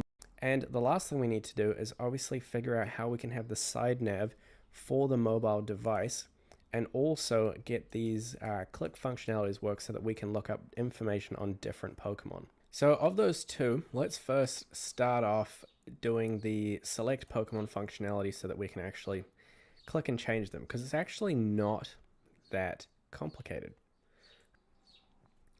So obviously the selected Pokemon state is managed from within the app. That's super straightforward, and it's defaulted to 0, which is the first entry in our Pokemon array, which is Bulbasaur. To 0, which is the first entry in our... Obviously, the selected Pokemon state is managed from within the app. That's super straightforward, and it's defaulted to 0, which is the first entry in our Pokemon array, which is Bulbasaur. So what we're going to do is first figure out where all of these states are managed within the side nav. So let's come into the side nav. Now, one thing you'll note in this process is that we provide the attribute props to the side nav, and we haven't yet destructured them or basically informed the side nav that it needs to receive these props. So if we come into the side nav, we can receive the props and then we can destructure out the two props. One is selected Pokemon and the other is set selected Pokemon. And we're going to destructure them out from the props object. Now that we have access to both of them, the first thing we're going to do is add some selective styling. So basically, if we're currently on a Pokemon, we want the display to show up differently. We want it to be highlighted to let us know that's the Pokemon we're currently on. So what we're going to do is where we have these buttons right here, we currently have a dynamic class set up. So that was obviously intentional because we're about to revisit it and make it dynamic. So the default or the first style that all of them get is the nav card, and that gives them the look where we hover, it's going to suggest that we select them. What we're going to do is add on a statement, add on a class only if that button is the currently selected Pokemon. So what we can say is we can say plus, add the circular parentheses, because within these circular parentheses we're going to decide which string we're going to concatenate to the original class. And we're going to say if the Pokemon index, which is the index in the array of the currently mapped out Pokemon, happens to be equal to, so we're going to use the triple equality. If that's equal to the selected Pokemon, if so, we want to add on this string. Otherwise, we're going to add on this string. And if it's not, and we get the secondary case, we don't need to add on anything, so we're just going to leave it blank. But if it is, we're going to add on the nav card selected state, or class, basically. So then for the button that's currently selected, or the Pokemon that's currently selected, if it is, we're going to add on the nav card selected state. So we want to add on this string. Otherwise, we're going to add on this string. And if it's not, and we get the secondary case, we don't need to add on anything, so we're just going to leave it blank. But if it is, we're going to add on the nav card selected state, or class, basically. So then for the button that's currently selected, or the Pokemon that's currently selected, it's going to get the second class appended to the first one.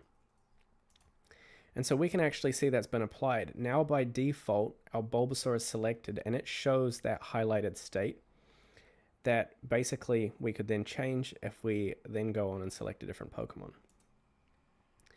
Now, as for how we're going to change the Pokemon, that's actually super simple.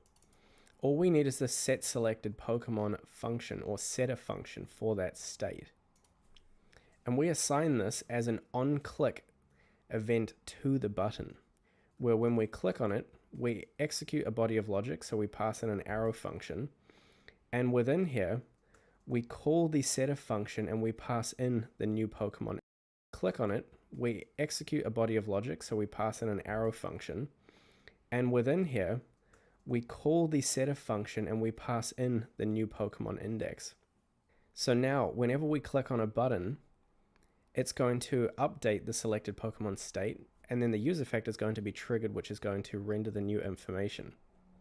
So if we go ahead and save that, that should be all the functionality we need for our little search bar. So currently we're defaulting to the Bulbasaur. If I refresh the page, we default to the Bulbasaur, and let's actually show the console. So we found that Pokemon in the cache. If I then click on Ivysaur, we get an error. Set selected Pokemon is not a function. So that means that I've done something wrong here. What's the state called? Set selected Pokemon.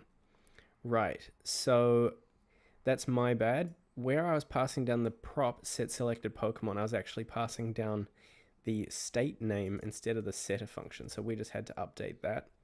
Set selected Pokemon is equal to set selected Pokemon. Let's refresh the page, and now I click on Ivysaur. You saw the loading state, and it loaded in all of that Pokemon information, and we now get all these wicked pictures, and all of its skills, all of its stats, the Pokedex number, and everything.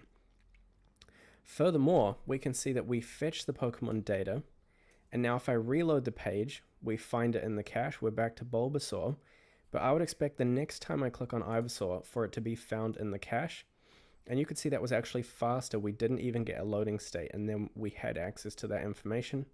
And now we can select Leech Seed, and we get the description of that move, and it's all cached. So that is brilliant. That's all done. We could come down to, let's look for an interesting Pokemon. May as well go for the legendaries. Let's go for Articuno. Blue is my favorite color, if you didn't know that. So this is ice and flying type. We can see the types work well. We've got all the stats, huge stats, and we've got all of the attacks. My favorite, I was a big fan of Ice Beam. I presume Ice Beam is in this list somewhere. What we could actually do, and this might be a challenge for you, is you could see if you could alphabetically order these skills right here. Because that would probably make it easier to look through them all. Maybe Ice Beam isn't learned by default. Oh, there it is, Ice Beam. Excellent. An attack that may freeze the foe, and it was absolutely powerful. So that is amazing. Now after that, all we have to do is get the search functionality working, because that's not currently doing anything. And the way that we're going to do that is from within the side nav, because that's where our input is. Now, if you recall from the to-do app, an input is interactive, so we need a state to manage the value in that input. So what we're going to do is say const, and I could say search value and set search value, and obviously that's within the square brackets. and that's equal to use state, and I'm going to default it to an empty string. Now we're going to have to import use state. So above our React functional component, I'm going to go ahead and import use state from the React package, just like that. And now we have initialized our search value state, and we can wire up the input to basically be tied to this stateful variable by first giving it a value attribute and setting that equal to the search value, and then also passing in an onChange event handler. Now this is just an arrow function to be executed whenever the value of that input changes. And the default argument for this function, this callback function, is to receive the event. Now from within this function, then what we can do is we can update the state to match the new event.target.value. That's how you get the current value from within the to-do. And the function is to receive the event. Now from within this function, then what we can do is we can update the state to match the new event.target.value. That's how you get the current value from within the to-do. And so now whenever a user enters a value into the input, we're going to set the new value to our state, and the input is going to basically match that. Now that wires up our input, basically match that.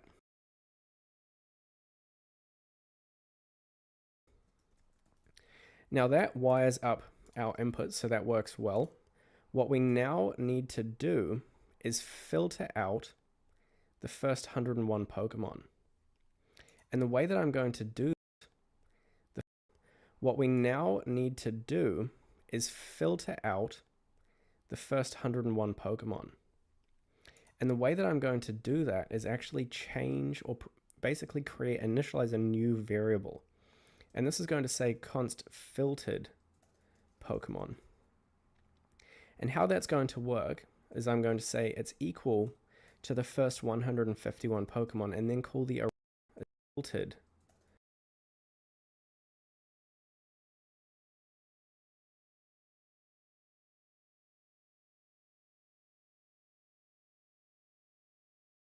Check it out, ASCII.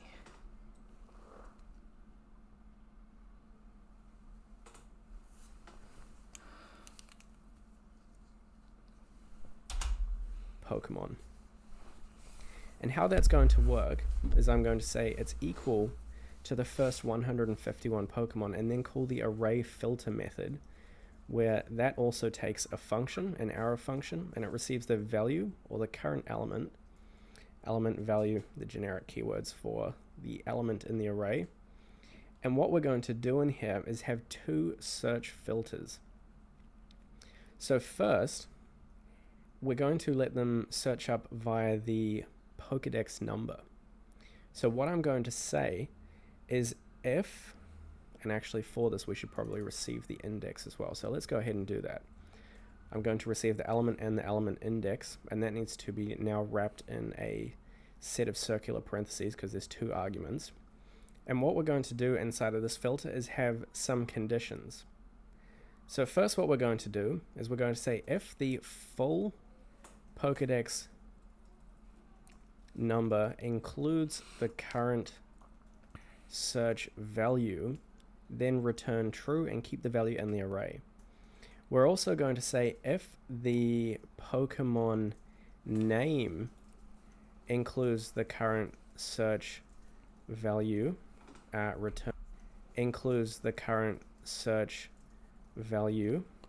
return true and keep it in the array. And then we're going to have an otherwise exclude from the array. So we can now go ahead and code these out. So the first condition is going to say if, and in here we're going to call the get full Pokedex number, which we've already imported, and we're going to pass in the element index. And now this is going to potentially return a number or a string. It should return, you know, anywhere on the spectrum of 000 through 051. And what we're going to do is wrap that inside of circular parentheses and just force it to a string type by using the toString function, which is native to JavaScript. And then we can use the includes method to see if that string includes the current search value.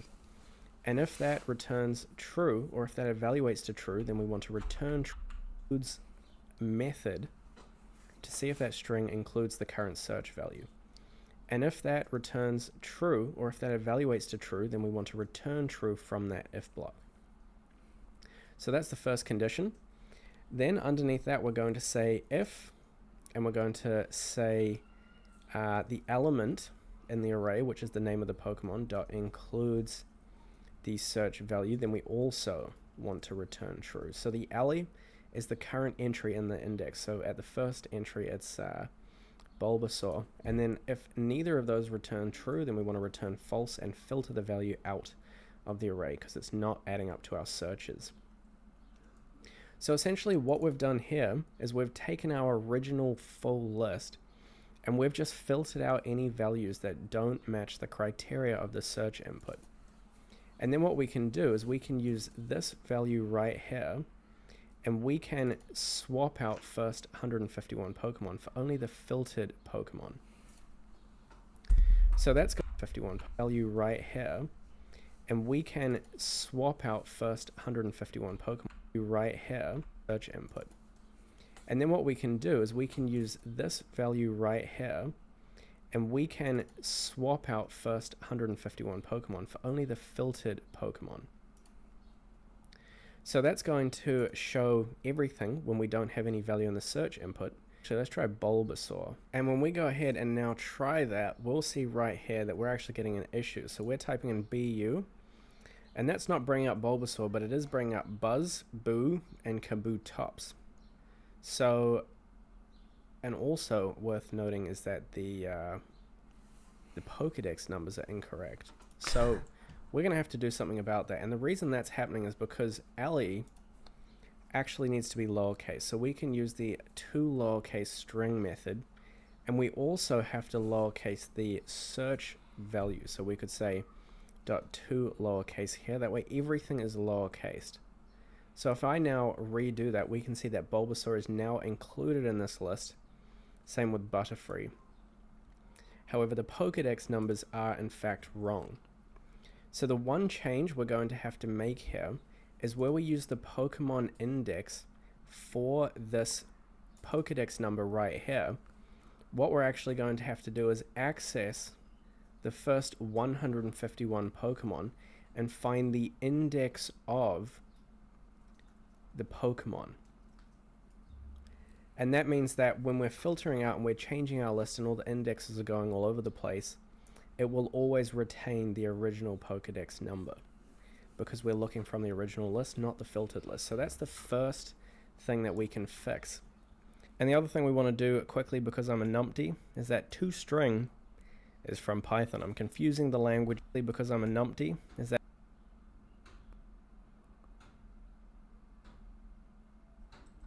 toString is from Python. I'm confusing the languages, and actually it's not even necessary because the function always returns a string type. So all we need is get full Pokedex number for the element index and then ensure that it includes the current search value.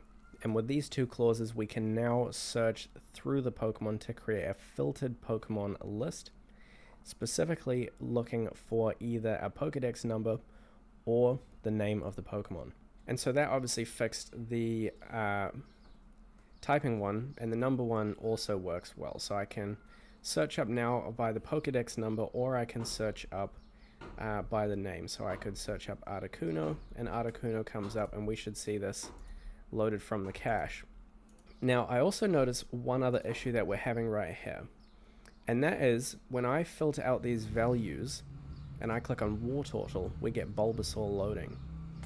And that is happening because we're doing it by the Pokedex number or the Pokemon index in that array, but if we're using a filtered array, that's not actually going to work. So what we instead have to do is copy this logic right here, where we search for that Pokemon and the index in the original array, because that's its true Pokedex number. And what I'm going to do is actually above this return, define a variable called true Pokedex number and have that equal to the first 151 Pokemon and getting the index. And now what we can do is actually replace this code right here. And I'm using a variable because I'm going to have to use this twice, and I can also place the true Pokedex number in there. And so now when I click on Articuno, Articuno loads and we get all of the images showing up. And if I were to select Wartortle, we load it for the first time, we fetch the Pokemon data from the API, and now we have all its skills and stats, and that is totally working. Now just for the input, I want to give it a placeholder, and I want to add in 001. I'll actually do e.g 001 or Bulba ... And that's just going to inform the user that they can either search by the Pokedex number or by Bulbasaur. So that's all done for our search bar. We've got loads of different Pokemon. Application is looking wicked. The last thing we need to do is finish off the mobile responsivity. Now the thing that we're missing is how do we navigate between all the different Pokemon when we're in this mobile responsive state? And that all comes down to the header. Mobile responsive state. Navigate between all the different Pokemon when we're in this mobile responsive state. And that all comes down to the header. Now the header has some conditional displays, and it basically only shows up when we're in the mobile device size. So it's a special header. And the code for this is pretty straightforward. Inside of the header, what we're going to do is start off with a button, and the button is going to have a class name equal to OpenNav button. And we'll see how this works in a second. Inside here, we're going to have an icon.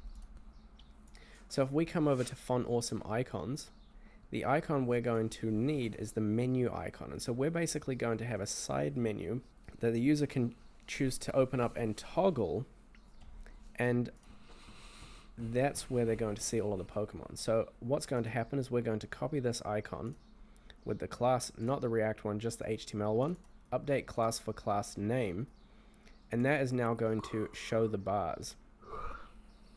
Or at least it would if we'd actually imported the CDN package. So if you recall from the first tutorial, when we went to use the icon, we had to import the CDN package, and so we're going to have to do that again. That is once again linked in the description down below, and we just copy this tag that's going to enable this icon set in our project and paste it into the index of our document, index.html, within the head tags underneath the title right here. And so now that we've saved that, if we come back to our project, that should enable it to actually read in the icon, and we can see that shows up right there. Now it's not doing anything for the minute, but we will get it working very shortly.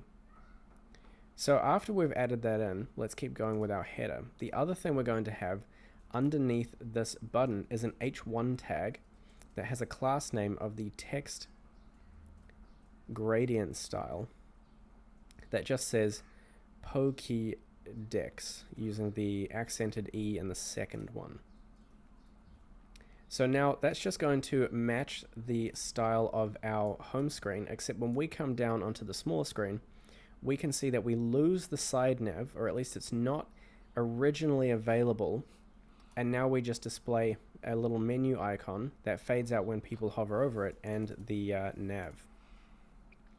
Now the last thing we have to enable is a display state for that side nav, and we're going to do that with a state from within the app, because this is where everything's rendered. Basically, we need a display state that is available from within the side nav that's triggered from the button within for that side nav.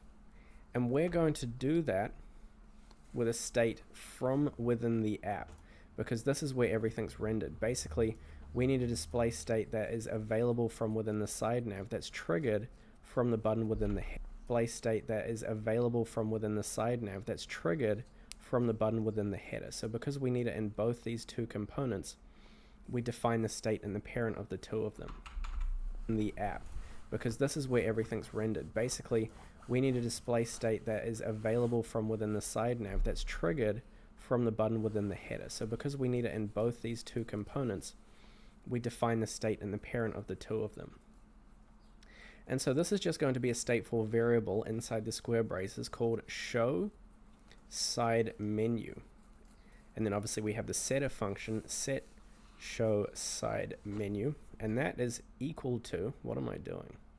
That is equal to use state, and it has the app, because this is where everything's rendered. Basically, we need a display state that is available from within the side nav that's triggered from the button within the header. So because we need it in both these two components, we define the state in the parent of the two of them. And so this is just going to be a stateful variable inside the square braces called show side menu. And then obviously we have the setter function, set show side menu, and that is equal to, what am I doing? That is equal to use state, and it has a false value to start. Now, when I'm doing these toggleable menus, I like to define a handler function for them called handle toggle menu. And all this function does is it sets show side menu to whatever it is not, because it's toggling between a false and a true state. So if we just throw the exclamation in front of it, that's going to say not its current state, which will just invert it from either true to false or false to true, hence having the toggle ability. So we're just going to set it to whatever it's currently not by inversing it with the exclamation, and then we can very simply pass that down into the header component, where we're going to toggle the open state using that menu button, but we're also going to have to pass it into the side nav, and we'll see why in just a second. So first we're passing down the prop to the header, so we have to come into the header after saving the file and let it know that it has props to receive. And then we can go ahead and destructure out that toggle function from the props that's going to invert the state. And then we can very simply assign that function to the onClick event. Now you might wonder at this point why in some cases I use an arrow function and then call the function from within the arrow function, and in some cases I just directly assign the function. Essentially, if you're actually going to call or invoke the function, that has to be done from within an arrow function. So if I was going to invoke this function, that would be valid syntax, and I would have to do it from within an arrow function. That's the onClick function or callback to be executed. Now the invocation is caused by the circular braces, but if I remove them, then I can just pass the function directly in as the onClick event, because it's not actually being invoked, it's just passed as a reference. It's basically saying refer to this function when you go to invoke it, so that is valid syntax. And so now when I'm on the small screen and I click that, it's not currently working, and we'll see why in just a second. There's some stuff in the side nav that we have to wire up, but it will be changing or toggling that state, which is what we need it to do. Now we also need to destructure out this toggle state from within the handle toggle menu, and the other thing we'll actually need from within the handle toggle menu is the show modal state. So we're just going to say show side modal. Is that what it's called? Is that what we called it? Showed side menu. So we're going to have to pass down the show side menu state into the side nav. Now if you end up with a lot of props, what you can do is just enter them onto their own independent lines, and that can sometimes just add a bit of clarity to all of your code. It's by no means necessary, but in this case we can see that the nav has these 4 props. So we need the show side menu and the handle toggle menu inside of this component. Now for the handle toggle menu, if the menu is currently open and the side nav is showing on the mobile device size, then the toggle function is going to have the effect of closing it. And what we're going to do is, where we have this device size, then the toggle function is going to have the effect of closing it. And what we're going to do is, where we have this div right here, we're actually going to add a button inside it. And this button is going to have a class name of open nav button, and we'll see how that works in a second. And in here we're going to have an icon, and the icon that we're going to use is the right, actually I think it's the left arrow. So if we just look up left arrow in here, we're going to search through the free icons and we're going to go for the long left arrow. So if we click that, we can copy it and paste it inside of this button and update the class to be class name. So now that we have that, we would expect to see that icon showing up permanently in the side nav, and it's currently not, and that's because of some sneaky styles. But the other thing we're going to need to do is add some dynamic classes, and the first one is actually to the nav bar. So what we're going to do is add a class name, and we're going to make it dynamic, so we use the curly parentheses, and it's not going to have anything by default, it's going to be blank. But then we're going to add on some JavaScript, and we're going to make it dynamic, so we use the curly parentheses, and it's not going to have anything by default, it's going to be blank. But then we're going to add on some JavaScript, and we're going to say if not show side menu question mark, then add the class open, otherwise just have a blank class. So what this does is if the show side menu state is toggled, we add the class open. Now the other thing we're going to do is add that same class to this div right here. So we're going to add a space to the end of the header and just add that exact same logic, or at least very close. No, in fact, that exact same logic. And now what's going to happen if we add that in is we get this button showing up. Now if I come onto a bigger device size, the button goes away. So the button in the side nav is specifically for when the mobile device search menu is open. And there's a whole lot of styles going on in the background to make all this work, but the moral of the story is that on a mobile device size, if we have the side nav open, that means we're toggling the menu across, and we need a little button to be able to close it afterwards. And so the last step in this whole process, before I go over it once again, is just to add an on-click to this button with the handle toggle menu state. And so now when we click it, that's going to close it, and then we can use the menu button to open it, open it, close it, and in here we can do all of our searching. I could search up Metapod, and when I click that and close the menu, we can see that Metapod has been updated, and so on and so forth, and I can get rid of it and it's all good. And this only shows up on the smaller mobile device size. So that is looking very cool. Let's go ahead and close that and just go over that once again. So basically, on a mobile device size, this side nav becomes an overlay. It's an absolutely positioned element, and it only shows when a state managed inside the app is set to true, when show side menu is set to true. Now we defined a toggle menu state, which basically if we click something that's going to be a positioned element, and it only shows when a state managed inside the app is set to true, when show side menu is set to true. Now we defined a toggle menu state, which basically if we click something that's going to toggle the state, will either open or closing it depending on the current state. And the first thing we did is we assigned that to the menu button in the header component. So when we click the menu button, it opens up the side menu. Now the other thing we had to do is provide the functionality to the side nav to close that. And so how that works is within the side nav, we have some special elements in here. We added some dynamic classes to the nav and the div, where basically if the side menu is set to true, we add the class open. And that just gives it the necessary styling to hide this button on a big screen. If we come across to a big screen, we don't want the arrows because the menu is always displayed. So it will hide the button on a big screen, but more importantly, when it's a small screen and the menu is open, when we click on it, it's going to once again toggle it to now close it.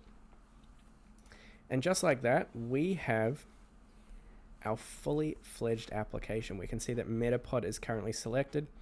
Everything is working well. It's super responsive. We can click on the Pokedex. I can go to Bulbasaur, come back, and Bulbasaur is now displayed. Now the last thing we're going to do is actually adjust this toggle menu. I think it's weird when we go and select a Pokemon, it should actually close the menu. So what we're instead going to do is define a function called handle close menu. And that's going to set showed side menu to false. And I'm actually going to pass this down instead of the toggle menu. It's going to be handle close menu, because if the menu is open, the only functionality we need from within it is to be able to close it. And now if I come back into the side nav, I can update the name of that prop, handle close menu, and I can also update the function assigned to that state, in addition to coming down to when we select a Pokemon. So here we say set selected Pokemon to the true Pokedex number, but we also want to invoke the handle close menu function. So that's going to update the Pokemon, we'll load a new Pokemon in, and we'll also close the side menu. So now what happens if I refresh the page, we find the Pokemon in the stash, and for some reason that's not working. And I think the reason that's not working, and I'm just going to change the default from false to true, is because somewhere in the logic I have reversed these value names. So for some reason this does the opposite of what it should do, i.e. when show side menu is true, it's actually false. And that's a little artifact that I challenge you to go and resolve, because it works and it was the last step, and now I think it's time that we deploy the application. But yeah, that's looking absolutely wicked. Let's load in Venusaur. We've got the little loading state. This one has loads of pictures. You know, we can look at sword dance, a dance that increases attack, and we can once again bring this down onto a mobile device size. We've got all the pictures. We can open it up the Pokedex, search up Squirtle, and everything is working beautifully. Now to go ahead and deploy the application, the first thing we need to do, as we did in the first project, is actually deploy it to GitHub. And the way that we're going to do that is by opening up GitHub Desktop, and with that window open, we're going to select this repo button, add a new one, add an existing repo, and just choose the path directory, which is now this Pokedex folder from within our React full course. If we go ahead and open, we can create a repo here, initialize it with a repo, and this is just going to say a React.js Pokedex styled with Fanta CSS. That's pretty cool, and it might just make it more authentic by, once again, using that E. Now I think when we initialize a project with React, there's actually a default repo, so it's up to you whether or not you click this button. If we initialize it with a repo, I think it will overwrite the React blank one, but that's actually fine. So we're going to go ahead and create this repo, and then we're going to, at long last, publish it, and I'm going to keep it public. So if we go ahead and publish that, that's going to push it off to our GitHub page, which allows us to access this code inside of Netlify. So if we come back over to our browser, now that that has been published, we can load up netlify.com. You'll need to sign into your account once again. I always log in with GitHub so that everything is just connected. And from within here, what we can do is go add new site, import an existing project. I'm going to import it from GitHub. That's going to ask me to do a whole authentication thing. And then we can look up that repo.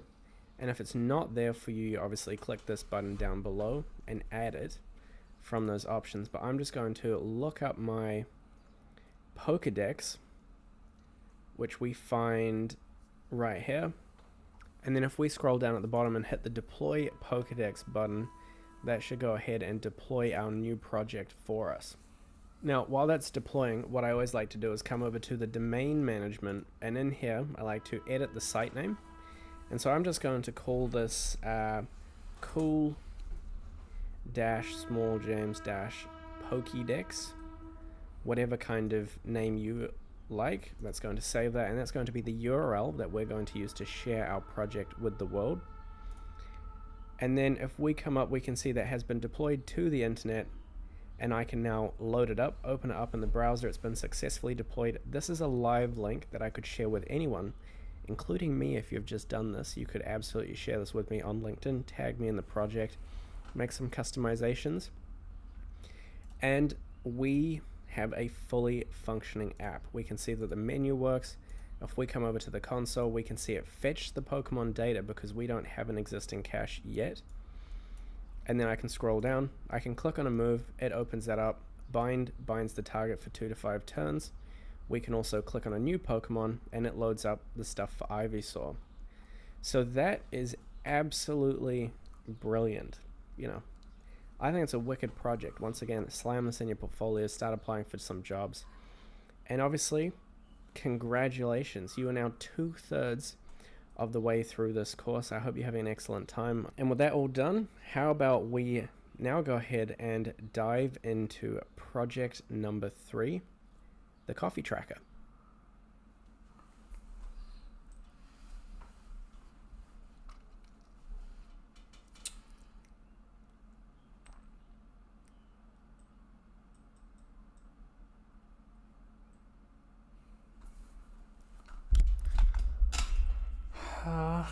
Finished the video, but I still have to write the code. But I don't have energy left now, so I'm gonna finish writing the code tomorrow.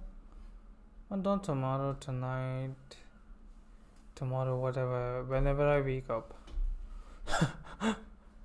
I will finish the project. Finish the code, I think. Finish the code, and till then, bye bye.